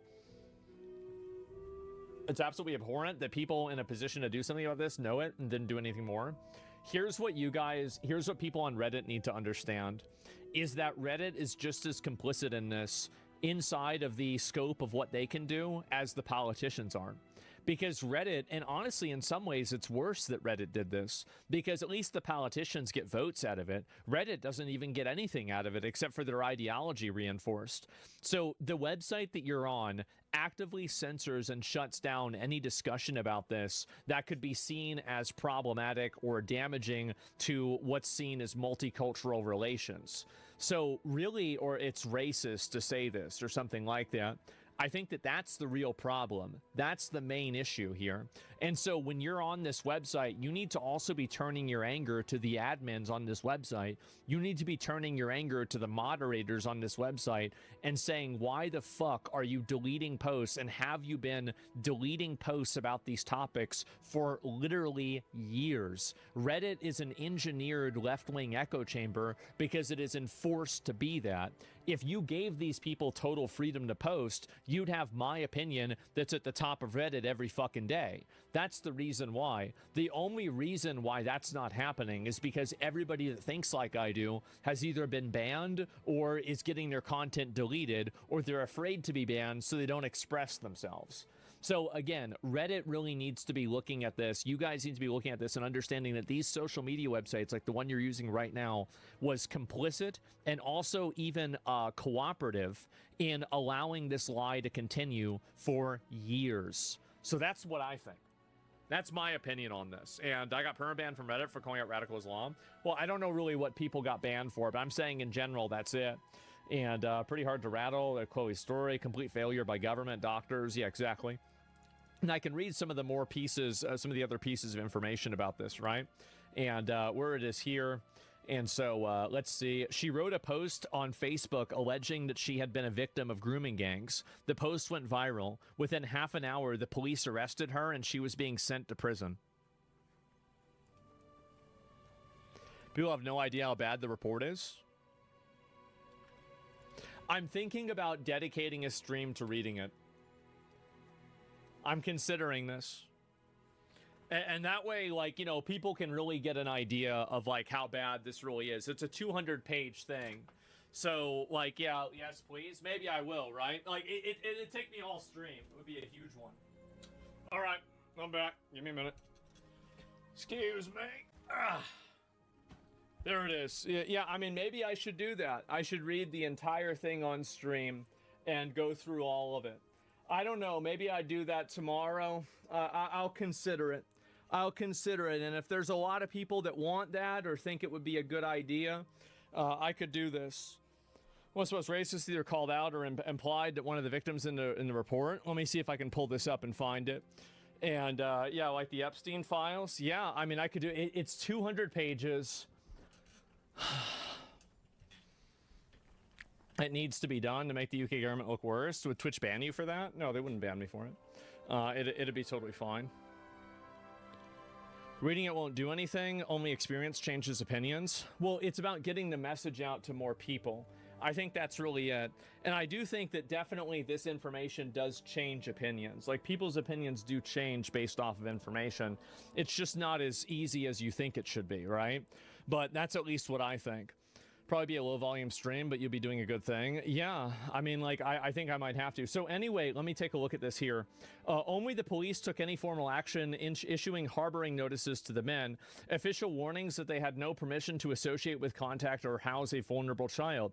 However, no further action was followed. When Fiona's mother called the police to report her daughter missing and mentioned a history of abuse by Asian men, the call handler told her, "You can't describe them as Asian men because that's racist. You should just be glad your child is being taught into a different culture."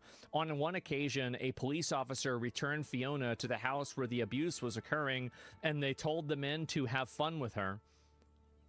On another occasion, the police instructed the abusers that if they could persuade Fiona to sign herself out of care, the police would stop bothering them.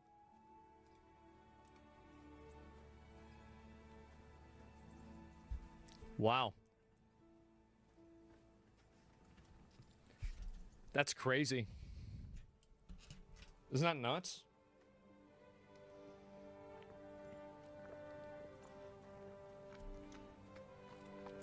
Bro, what's going on in the UK? Well, this is it is the white guilt taken to the lowest common denominator. That's tame compared to some of this stuff. Yeah. Maybe I should read. I mean, you know what? Now that I'm looking at it, I might just do this tomorrow. I might just do this tomorrow and read everything and go through it. And so, yeah, I saw this before. Fucking hell, this is dark. Yep, there's another one right there. And let me see if I can find some more of these. Oh, here we go.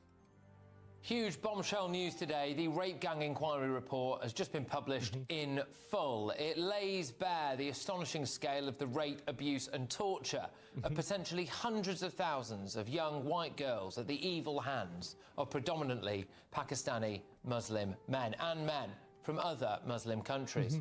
The report is 219 pages long. I spent most of the afternoon sifting through it, and here are my key takeaways.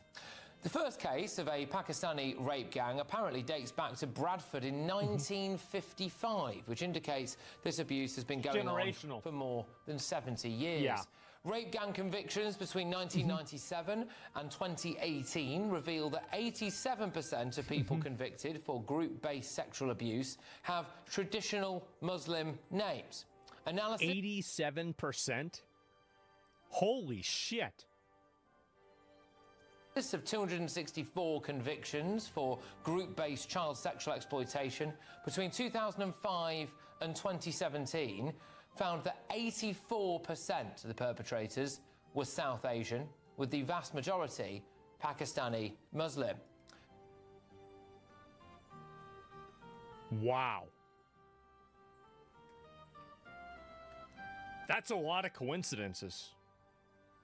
Holy shit. Only 7% were white, 8% were black. This indicates that white people are actually underrepresented, and those of South Asian or Muslim identity are significantly overrepresented. Wait a minute. So 84% versus 7%? Yeah, oh, okay. Yeah, no, never mind. No, that makes sense. Yeah, sure. When it comes to group-based child sexual abuse. Yeah. Now, they've traced the abuse in this report to 149 local districts. Apparently, that is 40%. And I want you guys to keep in mind that everywhere else in Europe is perfect, and this doesn't happen in any other country in Europe besides the UK. In the UK, you have all of these gangs doing this, but in other countries like Germany, for example, this never happens.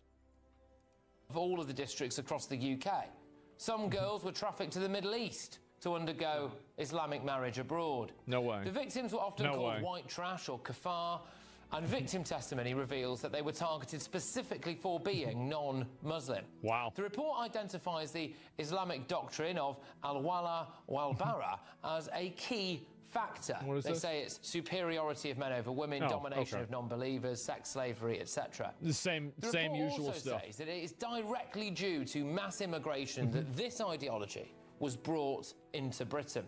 Of course. Now, there was a failure right across all aspects of the state. Police reportedly ignored or destroyed evidence and criminalised the victims. Medical professionals allegedly discharged girls as young as 13 who presented at medical facilities with sexually transmitted diseases, who were pregnant, or who had even attempted suicide. Schools allegedly observed older men collecting girls at the gates. They heard... They're getting spawn camped? Holy shit! Heard disclosures about rape on school premises and responded by excluding the victims rather than protecting them. Oh my God. Licensing authorities renewed permits for drivers who formed the logistical backbone of the networks and collapsed in the face of organised protests when basic safety measures were proposed. I should point out that they were not black cabs involved in that. And it identifies political failures. The report claims Labour-dominated councils and MPs were briefed on the gangs long ago, yet later denied any knowledge. It says the party prioritised electoral reliance on Muslim voting blocks and then blocked or watered down...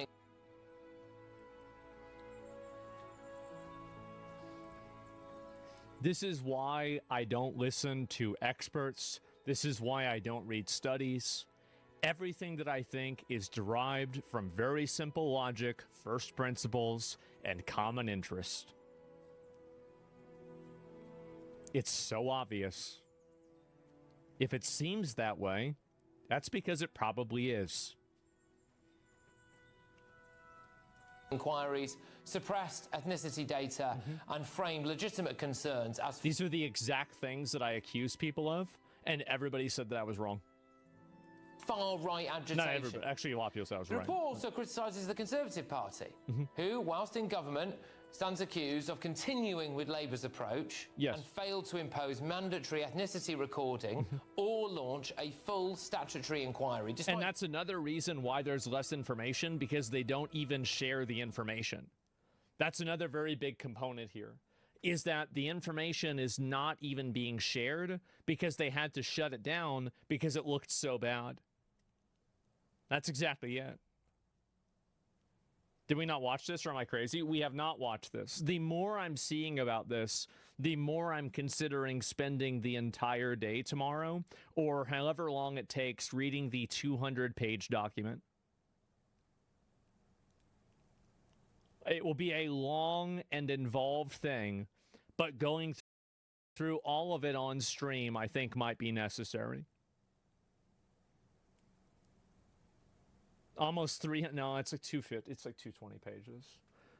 Like, that's a lot. Filibuster time? Yeah. You know, genuinely, I feel like maybe I should do that tomorrow, man.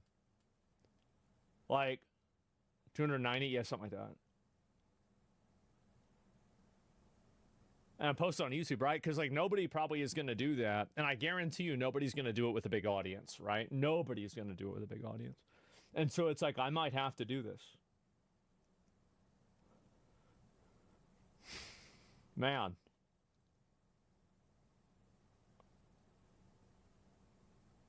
Yeah. Look for the audiobook. I can read it myself. What the fuck? It's not a big deal. I feel like it means, like, if I listen, okay, I don't want to break the fourth wall here, right? But, like, there's a certain amount of, like, impact that it is of me reading it versus me listening to somebody else read it. Like, there's an impact that has. And so, like, that's unique versus just having it played by audio. There's a reason why I would be doing it.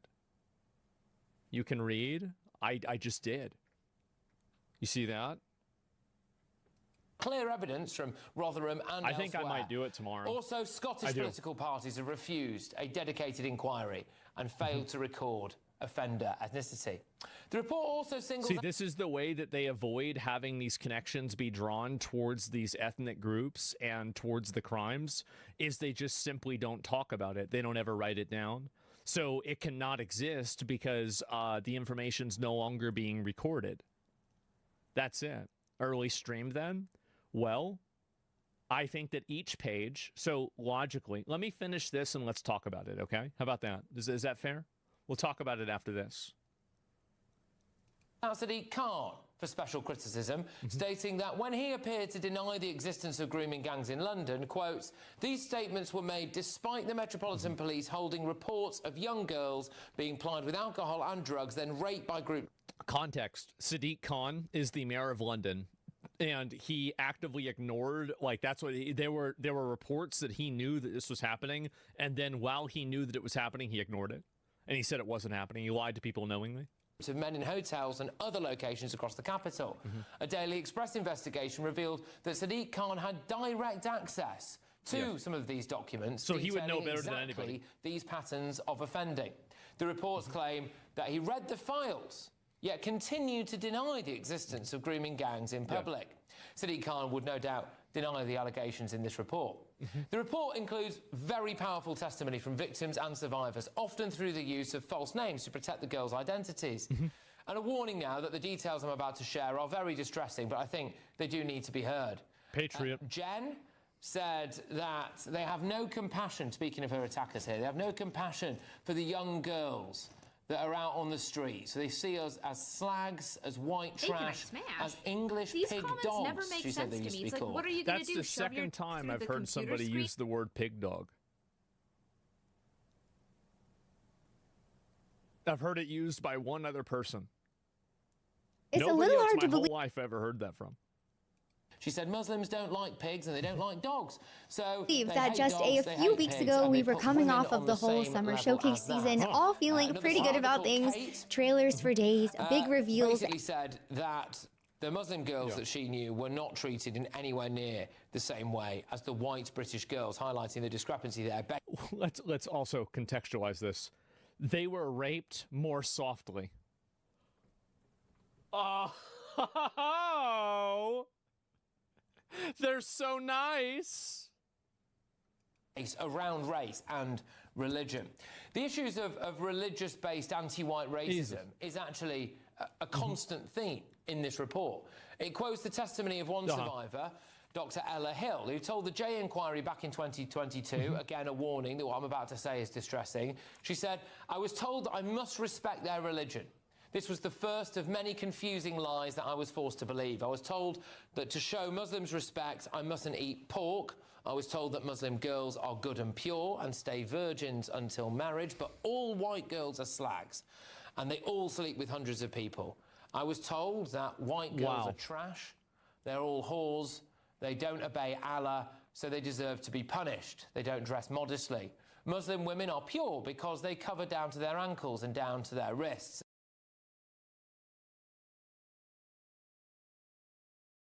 And the hem of their top comes below their knees. White girls show the curves of their body, so they are asking for it. They should be raped as punishment for not obeying Allah. Kafir girls are worthless. Sex with a kafir girl doesn't count as adultery. That's convenient. How convenient that the religion just allows you to do everything that you want that's bad. Wow, that's what are the odds of that? Isn't that crazy?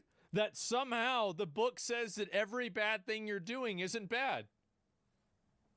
If you're not a virgin before marriage, you should be beaten.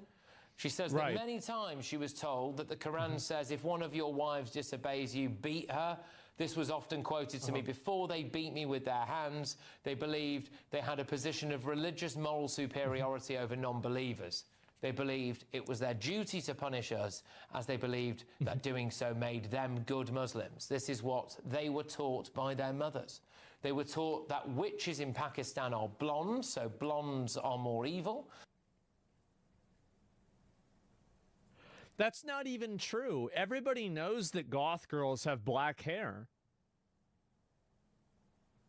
They're not even, it's not even true. They're so stupid. They can't even get out their own, they can't even figure out their own mythology.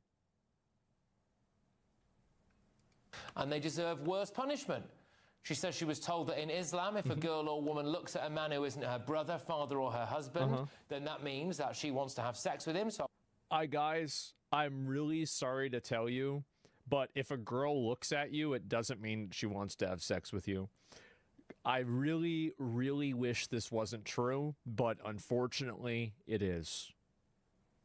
I know, guys. I know. Yeah. You sure? I'm sure. Yeah. I was told to look at the floor when I was around Muslim men. So when I did look at a waiter in a restaurant, I was then taken away and gang raped as punishment. I was told that according to their faith community, girls are old enough for sex when they start their periods at age 11. Many of us had to endure the sexual act of thighing, which I'm now told is a religiously sanctioned way of molesting children, according to some Islamic scriptures. She says she was intimidated with guns, threatened with body parts being cut off with knives. Of course. Says, when I tried to escape, I was told that I had offended their honor, so they had to spill my blood. Oh, that's convenient. Okay. Yeah, of course. The report claims that another survivor known as Sarah says that her abuser presented her with a certificate from a mosque and declared that they were married according to Islamic rites. Later, he divorced her under Sharia procedure, simply stating, I divorce you 3 times. She was then immediately married in a ceremony conducted by an imam to a man she did not know. Within minutes of the ceremony ending, while the wedding party continued downstairs, she was raped by her new, quotes, husband.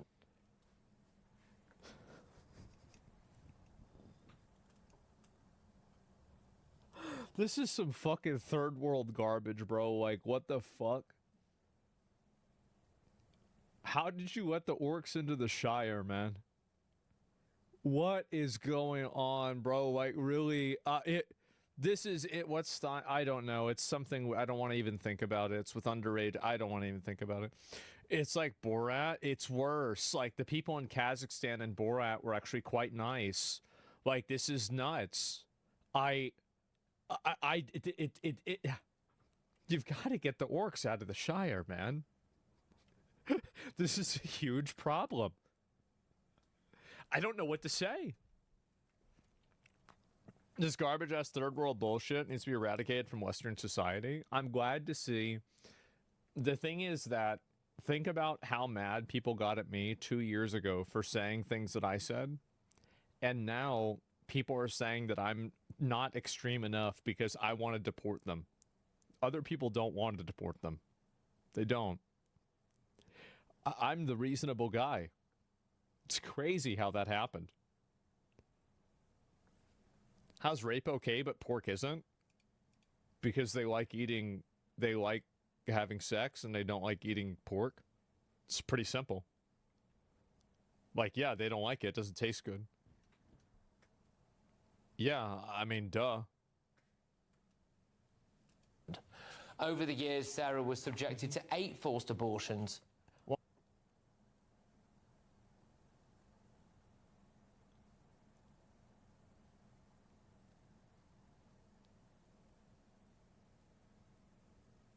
Can't they just use protection? Like, I'm sorry, but like, what the fuck? Can't you just get her, like, plan B or, like, birth control? Like, I mean, what are these people doing? They don't believe in it. Oh, my God. Why would they care? I don't know. It's just like, I don't know. I think it'd be, like, wouldn't it feel, like, would you feel weirder having sex with a girl knowing that she had 8 abortions? Like, I would feel weird about that. I would. And maybe that's woke for me to say, but, like, I don't know. I think that, like, they don't care. Like, Jesus Christ. Like, it's, like, nothing about the, like, I mean, obviously there's, like, the horror and the brutality of it. It's like, okay, yeah, sure, of course. But then there's also, like, the illogical stupidity of it. It's just, it's so many parts of this are just so stupid. One of them 5 months into pregnancy. In a separate case, Anna was living in a children's home in Bradford in 2002. From the age of 13, she was raped and abused while in the home, and at 15, she was forced into a Sharia marriage. Wow, that took a while. 15, huh? A little bit late. A social worker attended the marriage ceremony and permitted... A social worker attended the marriage... What?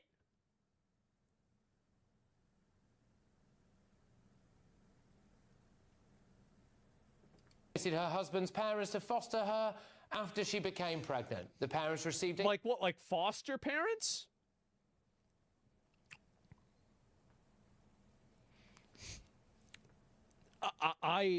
Oh my God. The social workers are Pakistani women. The offenders are rewarded with welfare bucks for rape. I guess. Fostering allowance from the state. She says she became a domestic slave. The report also claims that clan culture from countries like Pakistan has played a role in the abuse. Just like Minnesota. Just exactly like Minnesota with all of the clan wars in, the elections. Import the third world, become the third world. That's it. That's with a C, not a K. Family honour is primarily vested in conduct, modesty and virginity of girls and women. Strict codes require obedience, covering and restriction, interaction with outsiders. Breaches within the community... Do you guys ever think about, like, I mean, I'm sorry, but I'm just like, I'm a very, I guess I don't know, like, I'm either logical or autistic, right? Probably both. Actually, mainly autistic. I don't know. Like, why would you want to live like this? This just seems like it's really complicated, and there's like all these rules to everything, and it's like hard to do stuff, and like everything, it's like you're doing everything on like hard mode. It's like going outside, there's like all these complexities to it. Eating certain foods, there's like all the, like, Jesus, man, like, don't you have anything better to do? Like, really? Like, than invent rules like this? Like, holy fuck. It's just, I feel like it would just be exhausting. Community trigger severe sanctions, including honor killings or collective retaliation by male clan members. Collective retaliation by male clan members. Wow. When the target is a non-Muslim girl, particularly white British girls, well, actually, the risk calculation shifts. They don't fear any kind of dishonor from harming them. No retaliation is expected from the girl's family or community, so they feel emboldened to act in that way. This view of women escalates into organised networks that traffic girls across regions, and that, frankly, this kind of level of impunity fuels the cycle. Across regions. But wait, no. County, if you say county, it's like, oh my God, that's something different. Oh, wow. Assaults without consequences create a perception of Britain as a place where such behaviour takes no risk, turning vulnerable girls into commodified products. Oh my God. I just like, I don't see how people get this involved. Like, I mean, I couldn't imagine having all of these rules and everything. Like, holy fuck, man. Like, I grew up Roman Catholic, and like, this is like 10% of that. Like, or that was like 10% of this. Like, there's so many fucking rules about everything. Holy fuck, man. Really? Also states, and this is important, that abuse was perpetrated by these gangs against Hindu and Sikh girls, but especially the Sikh community mobilised against it in a way that the white population did not. Potentially due to fears of being called racist by the establishment. Now, this is exactly, so basically saying Sikhs didn't like it, and so they fought back themselves. This is what I was saying. Remember what I said about how all of this is basically downstream of white guilt? This is exactly what this is my whole point. See, I'm literally just, everything that I'm saying has been getting proven right. This is crazy. Like, wow, I'm being vindicated by everything. The inquiry lays a lot of blame at the door of mass immigration, saying that across the West, our historic respect for individuals has, thanks to mass immigration, been overpowered by the more primitive attitudes that prevail elsewhere, according to which group membership matters most. First and foremost. Exactly. The elite's obsession with diversity has invited the latter to take advantage of the former. Scare words like Islamophobia and racism have been deployed to exploit the goodwill of Western... Why is racism treated as the biggest problem in the world? It's a mode of control. And it's a good way, like, it's guilt culture. You have to remember that I think racism and the accusation of racism is especially powerful. Like, this is going to be like a meta level thing, and I don't really want to get into this for a long time, but I think that it's a meta level, like, overpowered strat inside of a Christian society, because there's a lot of internalized guilt that I think some Christian theology teaches. Things like, for example, original sin, or things like, for example, the Garden of Eden, and that, of course, that leading to original sin, and the idea that, like in the Old Testament, it's a fallen world, and all of this. So I think that really you already had a culture that was like predisposed to accept an original sin framing, and now you're weaponizing it against them in a new way. So the logic is racism was worse than rape and murder combined? Well, yeah, kind of. Like, I mean, so it's mainly about, so this is one of the things that people don't understand. I don't think that people really understand the value that other people place in being part of a group and not having the consensus go against you. People are terrified of being othered inside of a group. Like, I've never really understood this because I don't know, maybe a weirdo. But like, and nobody likes getting kicked out of a group, but some people, this is their biggest fear. This is what they're more afraid of than anything else in the entire world, is being othered from their group. And because of that, and because of these people taking over the group apparatuses, by force, by the way, now they've been able to effectively hijack that messaging and that psychology as well. And that's the reason why. Societies, paralysing investigations and enforcement. And just finally, the report finishes by making a host of recommendations to prevent anything like this from continuing. I've got a few. Some of those recommendations include increasing prison sentences for group-based sexual assault, reducing immigration, increasing deportation and denaturalization of foreign criminals. Yeah. Special measures should be ramped up for child witnesses in grooming gang trials, and this includes things like pre-recorded evidence, remote testimony, cross-examination that doesn't re-traumatize the child. Yes. The Crown Prosecution Service must also create a dedicated national unit for group-based child sexual exploitation, and they want a task force set up overseas to try to get to the bottom of what's going on there. They also want to set up a compensation scheme for victims. It's a good idea. And they want a statutory duty on every relevant public authority to record and publish the ethnicity, the immigration status, nationality, and religion of both victims and perpetrators in all such cases. They don't want to do that. And the reason why is because they already know what that data is. Look, simply That's the reason why. The contents of this report lay bare, in my view, the biggest scandal in modern British history. No, it's European history. And I think even larger than that, it's Western history. I think things like this are happening in Canada and in the United States as well. The U.S. is a lot different. Our problems rhyme, but they're not necessarily the same. This is a great video. I think it really was. I'm going to link you guys the video that was Sargon of Akkad retweeted this, and I figured I would watch it myself. So the data was collected in the 1800s. Well, I don't know really what it was. There's the video right there that I just got done looking at.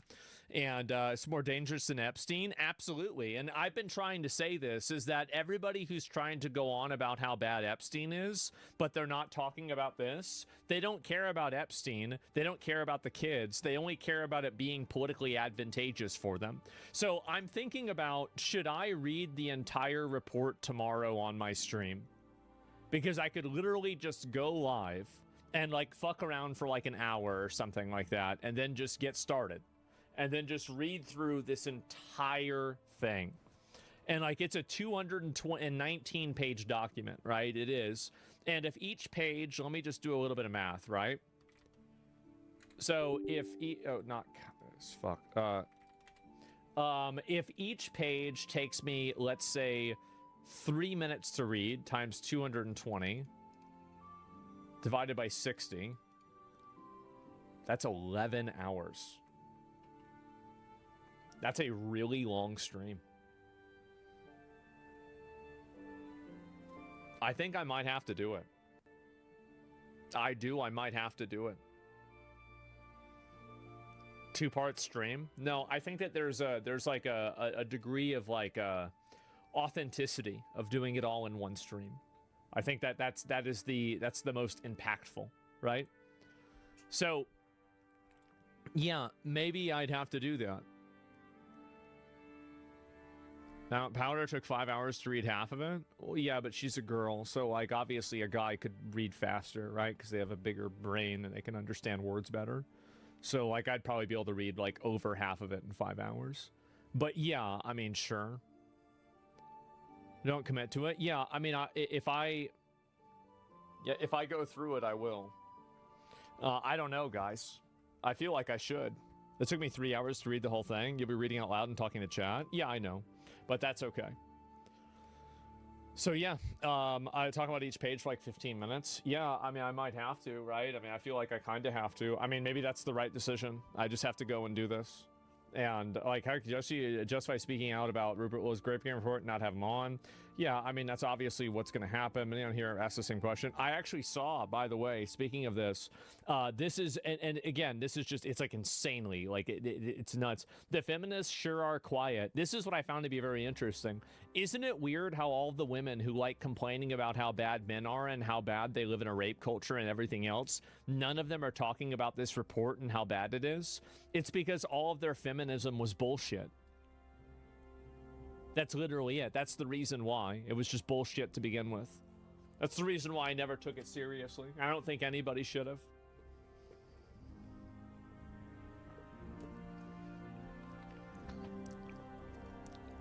The same, you hear the patch you want to speak on and read that part yourself? Yeah, I'll just read the whole thing. I'll read the whole thing. It's not really a big deal. Same as October 7th. Those feminist organizations were quiet. They didn't care. Yeah, I mean, like, again, I don't know how anybody would support any of them. Like, I'm very angry. Like, I saw that, actually, before I go into this, let me go and show you guys something. I don't know if I can find the post about this or not. Give me 1 second. Where did it go? Because I saw, like, there was one post from Greg Bovino, and I thought it was a very interesting post that you don't really see a lot of recently. And now we're getting a very, very interesting new way of looking at things. So this is Greg Bovino. This guy used to be the Border Patrol, and he made a post, I guess, today. And he said, "Here at Vlad the Impaler's tomb, Folks, this reminds me that cultures have historically been marred by illegal aliens. One moment you're enjoying your hard-fought societal traditions and values, and the next invaders decide your land and your people should look like theirs. The Prince of Wallachia isn't some cartoon villain. He was a great hero to his people. When the Turks came rolling in, he did what was necessary to protect his culture and way of life. Sometimes the only thing standing between your civilization and the next wave of invaders is a motivated patriot willing to do what it takes. I could not agree more. I totally agree. I think that's absolutely it. It's pretty graphic. Might be against TOS. No, it won't be. I'll be fine. I'm just reading something. And so holy shit, man. I really like this guy. If this guy ran for office, I'd vote for him. I would. This guy seems like a psycho. He does. He seems like a guy that's willing, like whenever I heard that he had a secret plan to deport 100 million people, I knew that, you know what? I think I could work with that. That's a man's man. It sure is. And he'd do the job. I know. If he runs for president, yeah, I'd vote for a guy like this. Do you like Turks or not? Of course I do. I respect the Ottoman Empire a lot. But when Mehmet II invaded Wallachia and Romania, I think it was Romania, in 1460. And, you know, he was repelled by Vlad, you know, Tepes, you know, the Vlad the Impaler. I think really, I mean, that's impressive. It's extremely impressive. They fucked up. They did. And so, no, that's what it was. That's saying something. He's the guy. And a woman's man? I guess so. And so, yes, Vlad Tepes is Romanian. Yes. You know, he inspired Dracula? He did. He inspired Dracula. And you've got to keep in mind that, like, this is also at the height of the pinnacle of the power of the Ottoman Empire. Because in 1453, they took Constantinople. Well, I think it was that was whenever the siege finally ended. It took a couple of years. And so, and this was also like you know, taking over Constantinople was like also like an engineering feat as well, because of the machinery and like the tools they used. And so this was like a huge turning point, like, you know, peak level of Ottoman Empire.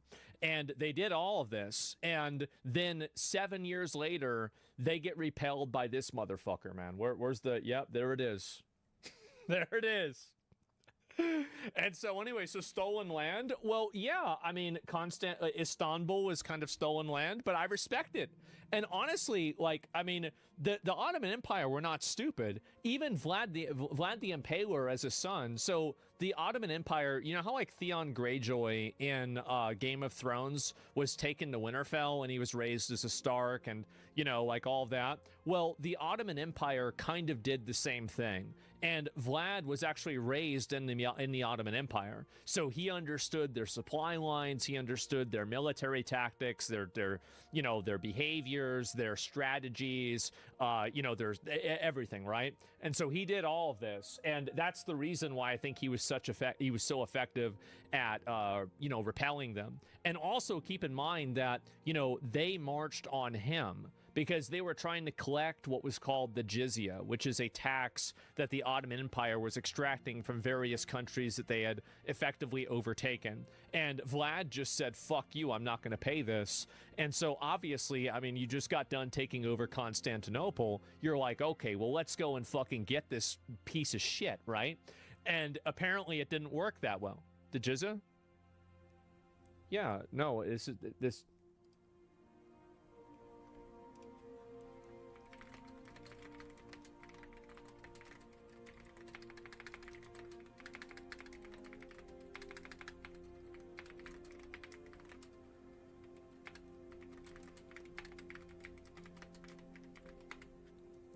Okay, we're gonna learn. We're gonna learn this today. I might be pronouncing it wrong. The trivia jizya for non-Muslims, and it was a non-Muslim country, right? And so there you go.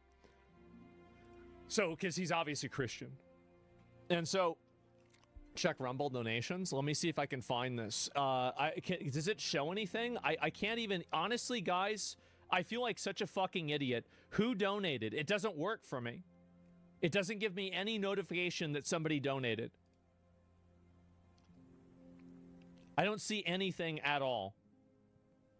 There's people spamming fucking... Holy shit, there's people spamming donations, but I don't even see what it is. Yeah, am I getting my own jizya right now? Is that's what makes you seem straight? Jidro, $500? Holy shit, dude, thank you so much. I really appreciate it. I don't know why it's not popping up. I'm trying to get the Rumble wallet set up. I know a lot of you guys want to, have asked me about that, and I am planning on setting it up. Thank you. By the way, bro, like, if you never feel like you have to financially support me, I am a infinity millionaire person. I have, like, I'm dealing with a lawsuit. I don't even know how much money I've spent on it. Like, I have no idea. So please never feel like you have to support me financially in any way, shape, or form, okay? Like, I'm completely self-funded. I am set for life generationally.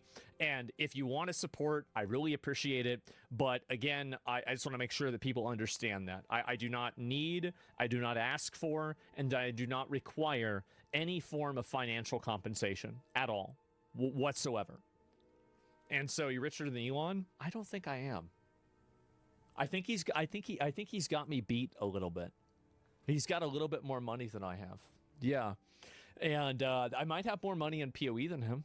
Yeah, so how about that? Yeah, how about that? Fucking. Yeah, Space Boy. How about that? How about that, Rocket Boy? Yeah. I got all those Divine Orbs. I got like 10 Divine Orbs last night. I only played for like 2 hours. Actually, no, I played it for like 1 hour. I had a good day. How many zeros? I don't know. A lot of he's so many zeros ahead of me. It's crazy. So anyway, yeah, Infinity Kids versus Zero. Yeah, exactly. So anyway, but yeah, keep in mind, I really appreciate your support. Thank you so much. But please know that. And again, like that's really the way that I feel about it. So anyway, so Vlad the Impaler basically was able to repel them. And this was like unthinkable at the time. And he did it by being the most brutal, like he was literally sending lepers into their camps. He like, if you think that, like, dude, however bad you think that those smallpox blankets were in, like, the American conquest of like the North America,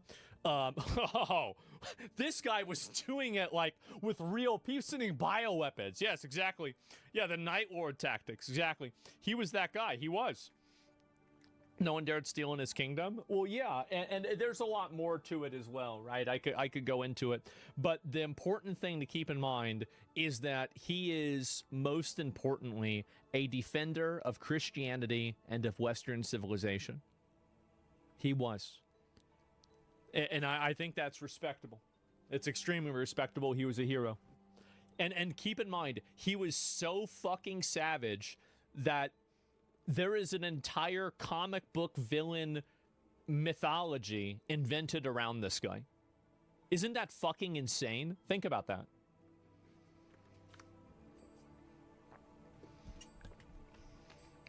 Like, you have Vlad the Impaler, Rasputin, maybe Genghis Khan. Who else in history is like what was so fucking insane and so brutal that there are constant depictions that everybody is like that person? Like, I would say maybe Napoleon, maybe. Like, I don't, Nero? I don't think, I mean, Nero, no, I don't think so. Yeah, Hitler, right? I mean, they're not all good, right? But yeah, definitely Hitler, Alexander the Great, yeah. And Frieza, yeah, Frieza. I don't think Frieza was real, by the way. I'm pretty sure Frieza, at least not yet. And there's maybe a couple other ones I haven't really thought about. And let me see here what the other ones are. And some Egyptian pharaoh. I mean, maybe, I don't know. But yeah, I mean, so you have this guy, the retired Border Patrol commander, is Vlad posting. Oh my God. What the actual fuck is wrong with this guy? Admiring a guy who literally impaled people and then left them to torture them to death? Triggered libtard alert.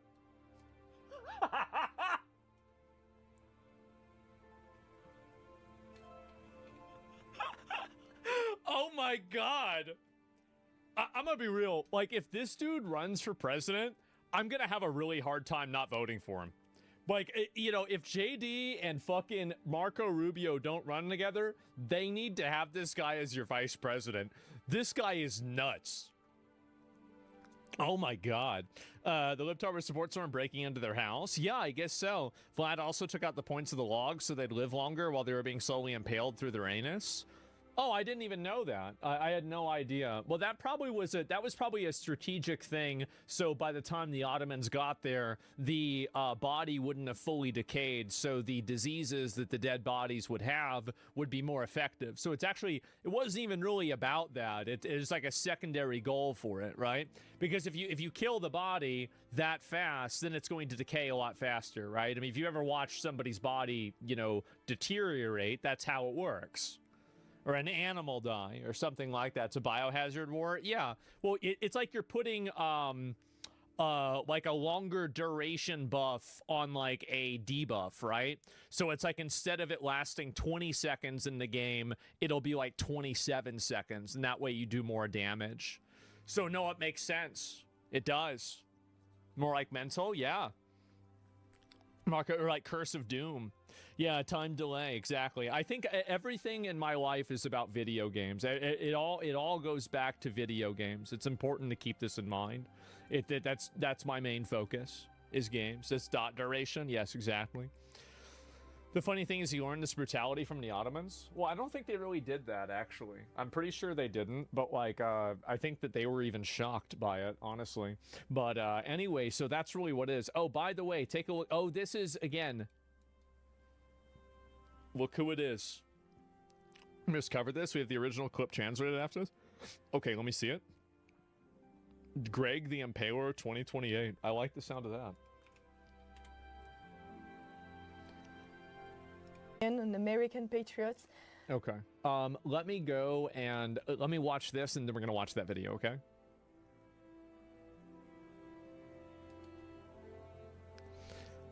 Vlad was also trained by an Ottoman who's captured Prince, and his brother tried to dethrone him. Well, that's because his brother was more obedient and more willing to listen to the Ottomans. He like basically betrayed his own country. And that's why his brother got him thrown in jail in, I think, Hungary. We know that the very, very, very vast majority are actually British Pakistanis. So hold on. You're trying to deflect it into thinking it's somehow white men doing all this. Oh my God. So in Glasgow, there were white men. So 11 people abused 3 children, one of them in a nappy. What is this? Why is it lagging? So in Glasgow, there were white men. So 11 people abused 3 children, one of them in a nappy diaper. I'm not talking about gang. Glasgow. You're not talking about that, nor is Elon Musk. In the West Midlands, in West Midlands, a decade of child sex crimes. 21 white people abused 7 children, all of them. See, guys? See, look. Everybody, see, it's not just one group that's doing this. It's happening everywhere. Everybody's doing it. It's both sides. See, guys, it's both sides. What do you mean? I don't see why you're targeting those one groups of people. Why is that? Under the age of 12. Right. In Cornwall in 2010. These 3 aren't the years of sex scandals crime. we're You're not talking going to cut me off about, when I talk Mehdi. about sex crime. 6 men. Well, I'll get to that in a moment. 6 men abused 30 girls, the youngest of whom was 5 years old. I want to keep in mind that a person like this is actually more detrimental and more dangerous and has caused more harm than any of the Pakistani rapists. Because he does something that's worse than all of them. He provides cover for all of them, and he runs defense for them on an international level, trying to obfuscate their crimes. And I think that, like, you know, if the other government ever wins, they need to be looking at putting people like him on trial. They do. And you've just made my point for me. These are the scandals we're not talking about. Why? Why are we doing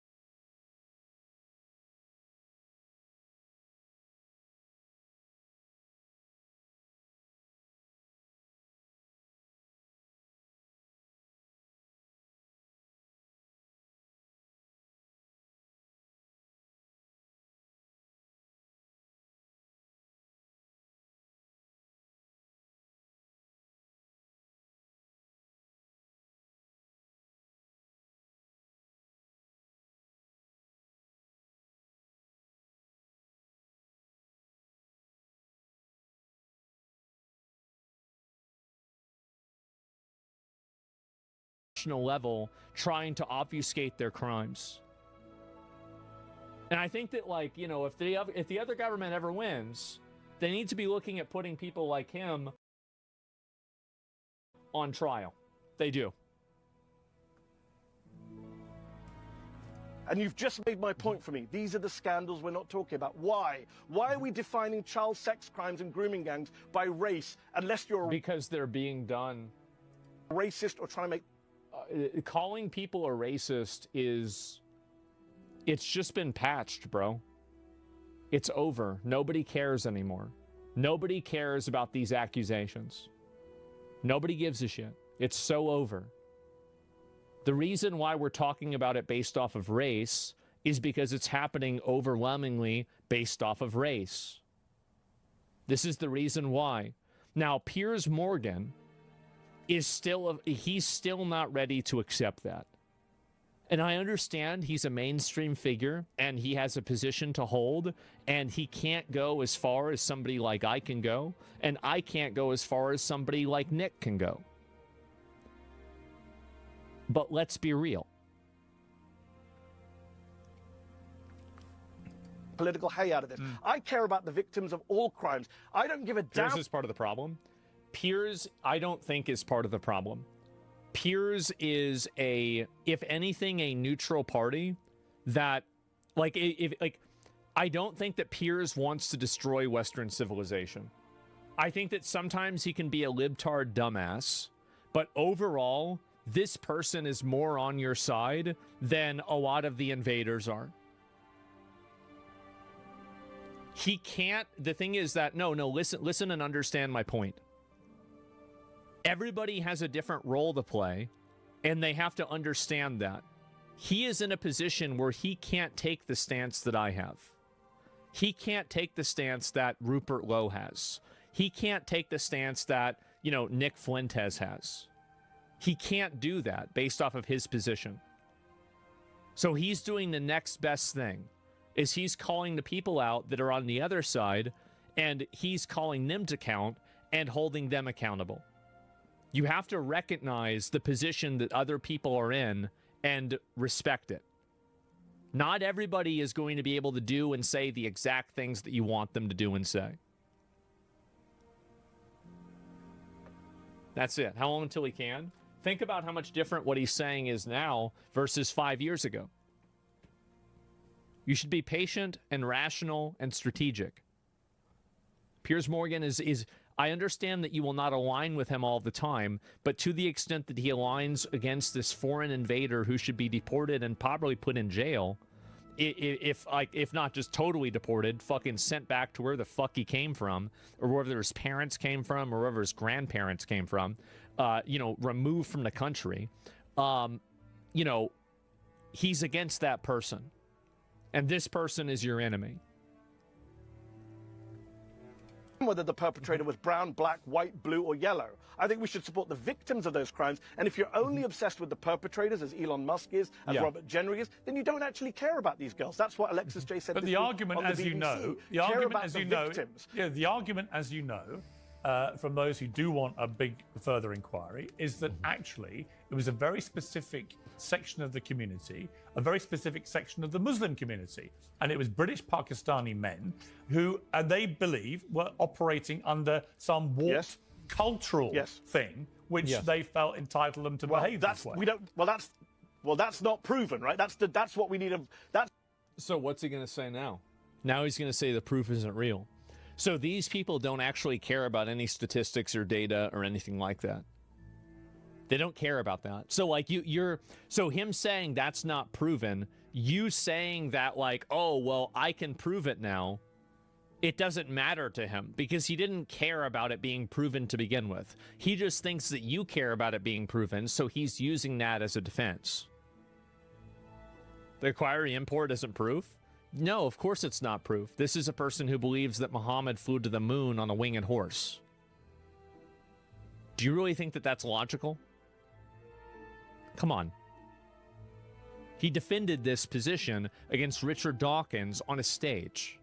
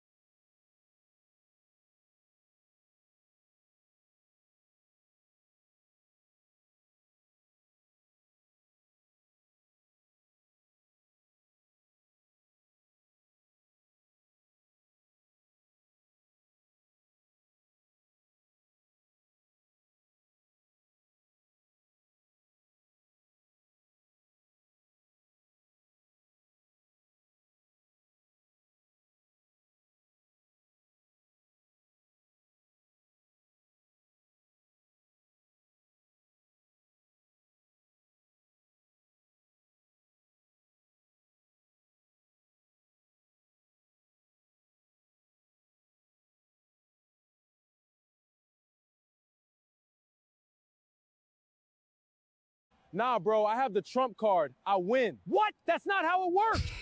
You get a red card. Oh my God. Nah, bro, I have the Trump card. You get a red. Remember these guys? They said they were going to get rid of him. See this guy? Yeah, this guy make me the trouble. Yeah, see? Yeah, see? Yeah, see? They're not angry enough? Not yet. Yeah, Not yet. This man make a trouble, innit? See? They said this was an old video. I don't know about that. Yeah, I don't know if I believe that. It's an old video, bro? Sure. Anyway, let's go look at this one here. All right, let's watch it. This is from yesterday. Hello, dear European and American patriots. That's I need me. your help. Tomorrow, I may be sentenced to unsuspended prison for daring to say on French TV that the main danger to women in France comes from black African and Arab immigrant men, even though I was defending a woman who was herself raped by a Central African man subject to an OQTF order in the courtyard of her Paris apartment building. Wow. Having myself survived an attempted rape by a Tunisian migrant 4 years ago, I could not remain silent. But for having spoken these words on a television set, the prosecutor has sought a prison. Somebody else in chat says that fix your own fucking problem. The US isn't Captain America. We have our own shit. You don't understand that there is a larger cultural goal that is at hand. If you normalize this type of deportation rhetoric and this type of Western cultural preservation, you normalize it inside of America as well, because we all share the same cultural, environment. So a win there is a win here. You have to think bigger picture. Sentence against me. She dismissed our two stories as insignificant incidents which did not excuse my hate speech. Yet all I did was describe a reality that most French people are afraid to speak about, precisely because... And by the way, she's talking about this. Tout va bien. Je suis direct sur le street. Le lion va manger le coq ce soir, les gars. Non, fais doucement. Non, bisous. This never happens. And so, by the way, now it's a locked post and no new comments can be posted. Wow. Why would you lock the post? Why would you do that? That's crazy.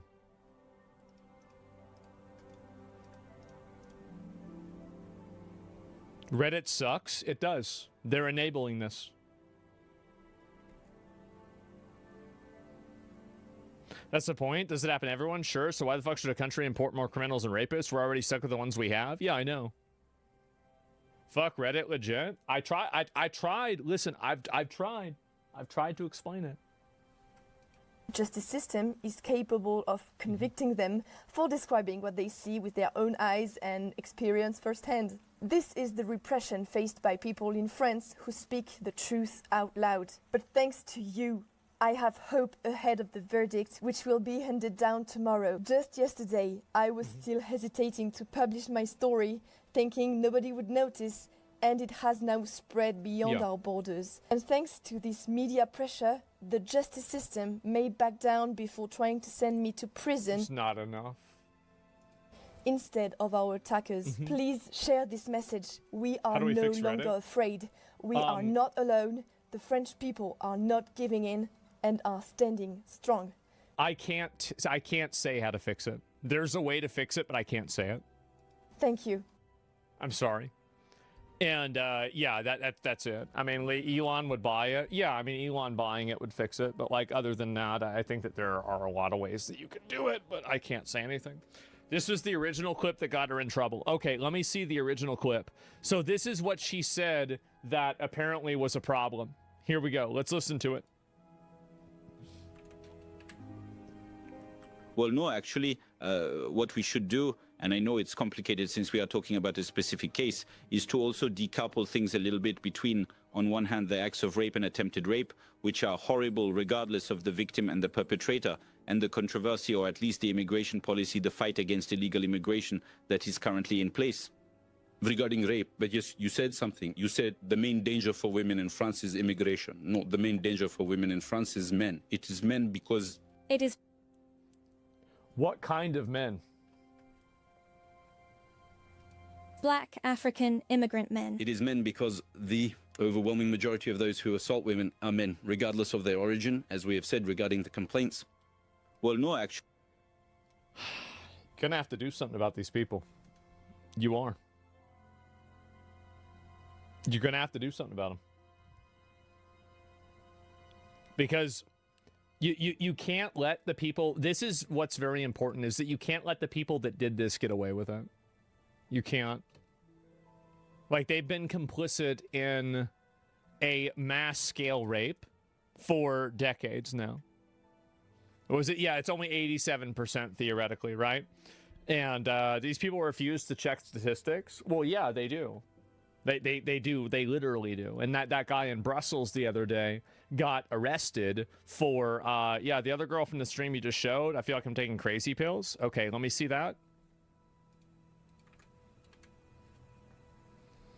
A clip from yesterday's assault's been circulating on Twitter and Instagram, particularly with the aim of engaging in political point scoring at our expense.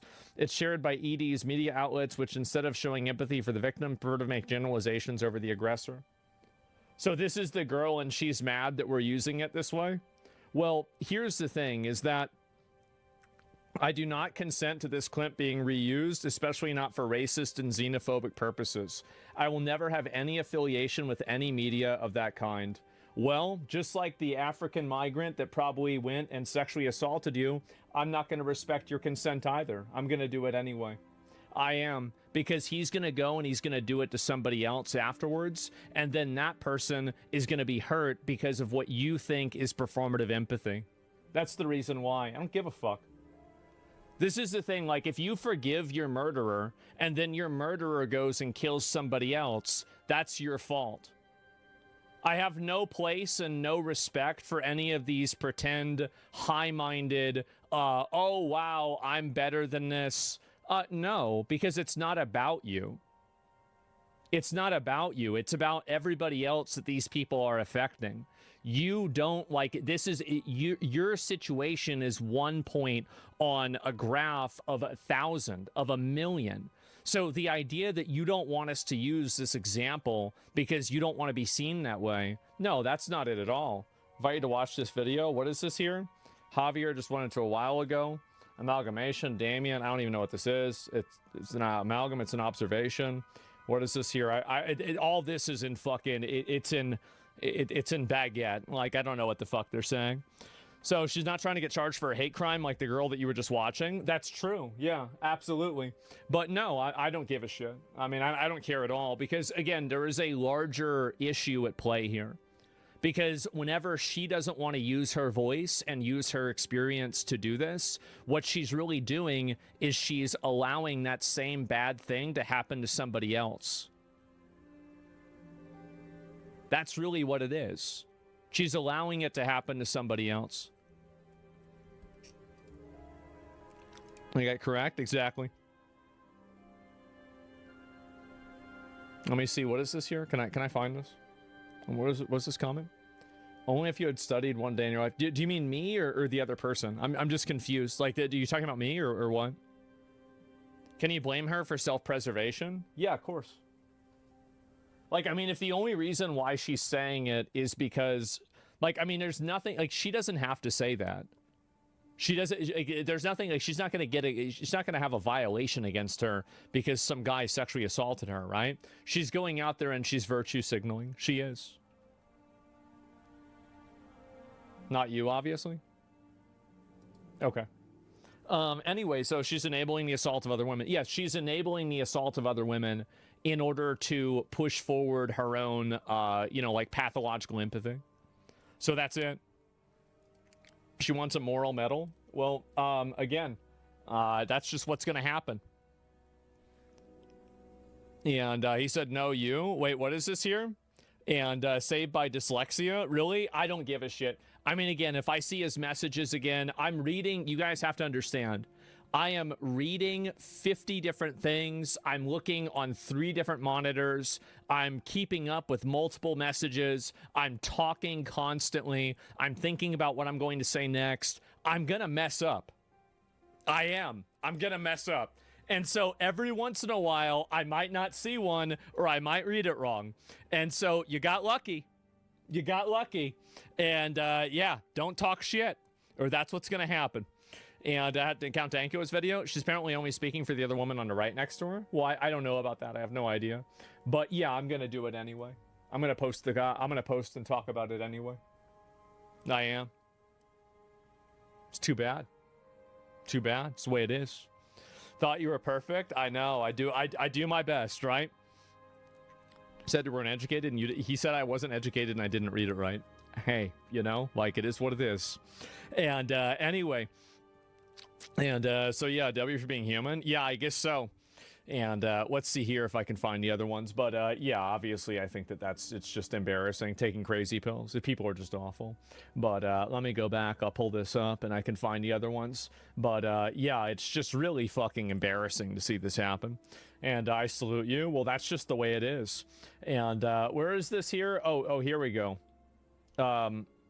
Andrew Tate offers... Wait, what is this here? Can I find it? Oh my God. Given that there's apparently not a single wealthy person who's come forward to finance a documentary about the rape gangs and the government involvement in the series, maybe Restore Britain should launch a crowdfunding initiative. I'm in a difficult position myself, but there's not a single more important cause at the moment. And then Andrew Tate says that I will donate. What's the total cost? My estimates for a professional series review is at least €500. I think it's probably about $1 million to do everything, to have all the employment and everything. Like I would help fundraise for something like this. I would. And I'd contribute myself. I absolutely. So yeah, if they want to do that, if Tate's not able to put it all in, that's fine. And it's that simple, right? And Tate doesn't really care. He does it for the attention. Good. I'm giving him attention for it. I hope he keeps doing it for attention because it's a positive thing. I have no interest, like to the extent that a person is doing something that I want them to do. That's what I care about. I don't care about anything else besides that. It's very, very simple. And so anyway, let's see here. A strike where the iron's hot. Kerper Tate pledges his support to help a professional dossier about the rape gangs in Britain. Yeah, and I think also, like, here's another thing, is that there are guys that are living from, like, the Middle East and other places in the country, in the world, in Britain or in Germany or France or wherever. And all of those people... like many of them, I don't know if it's majority, right? I don't want to say majority or minority. Many of them don't want to deal with this shit. They don't. There's a reason why they left their home country. It's because they don't want to live in a shithole that does stuff like that. So I think that you should expect to see a number of these immigrants and people that are not, you know, native British people that also support this. You consider setting up your own orgs for foundation to be like anti-Soros. I don't want to be that involved. I think to the extent that I start doing that kind of stuff, why do they keep voting for it? Well, they're not all doing it. That's the reason why. Isn't Tate a Muslim himself? Well, you have to keep in mind that if the Muslims that were doing this inside of Great Britain did this in Dubai, they would be dead. They'd all be dead. So the entire idea that, like, there's some global conspiracy that every Muslim agrees with this, it's not true. There's a reason why they're doing it in Britain and they're not doing it in Dubai. There's a reason why they're doing it there and not in, you know, fucking Qatar or UAE or Saudi Arabia or something like that. It's because they'd be dead. All Muslims don't fall into the same category. Yeah, I mean, there's a lot of, it's the same as, like, Christianity, right? Like, I feel like Islam has, like, more, it's, like, more monolithic than Christianity, at least based off of, like, what my observation is. But there's going to be a lot of, like, really big differences. Like, there's the biggest difference, which is the Shia, and Sunni Muslim, which is like, you know, basically it's like, there's a, this is not a very good comparison, but it's kind of like the difference between like Orthodoxy and like Roman Catholicism. Like it's not, that's not a great comparison, but there's like parallels to it. I could explain it, but it's not super important to go through.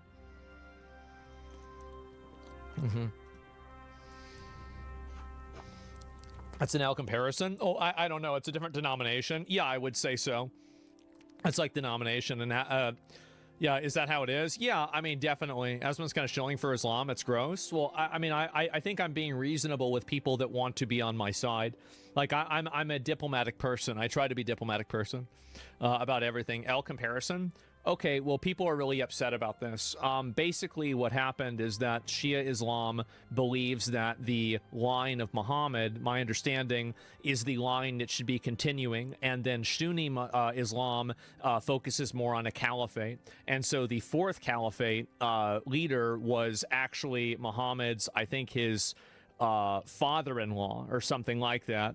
And so, who was then martyred later on in a war. This is in like 800 and like, I think, was it 63 or something like that. So, like I think that's mainly the difference. So there's like more of a hereditary expectation where this person has a more close understanding of God than, let's say, other people.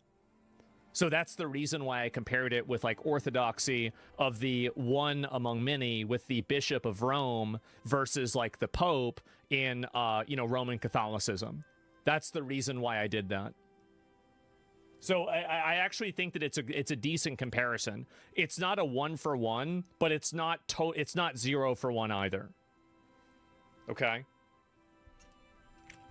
So it's not even close? Okay, sure.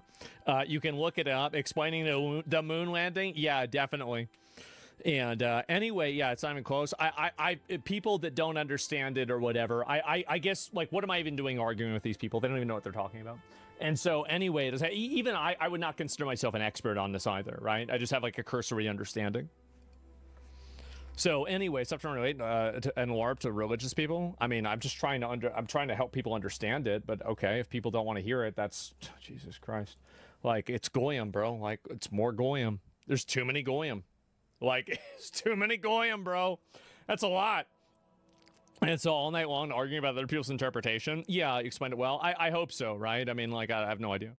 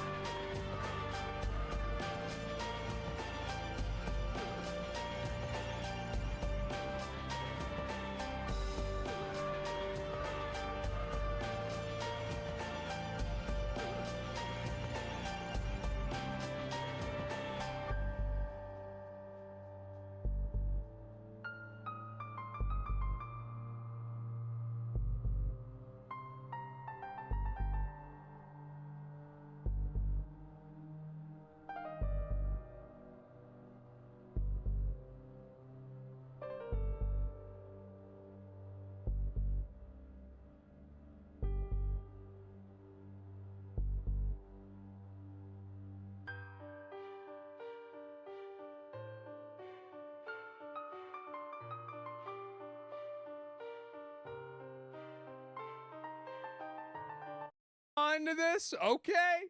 All right. You asked for it. I about had it with that. Yeah. That's what you gonna do? Okay, no Get problem. the cattle prod. We got something for that too. I don't care. I don't care. Uh-huh. That's right. I'm not dealing with this. I need gloves. Put gloves on.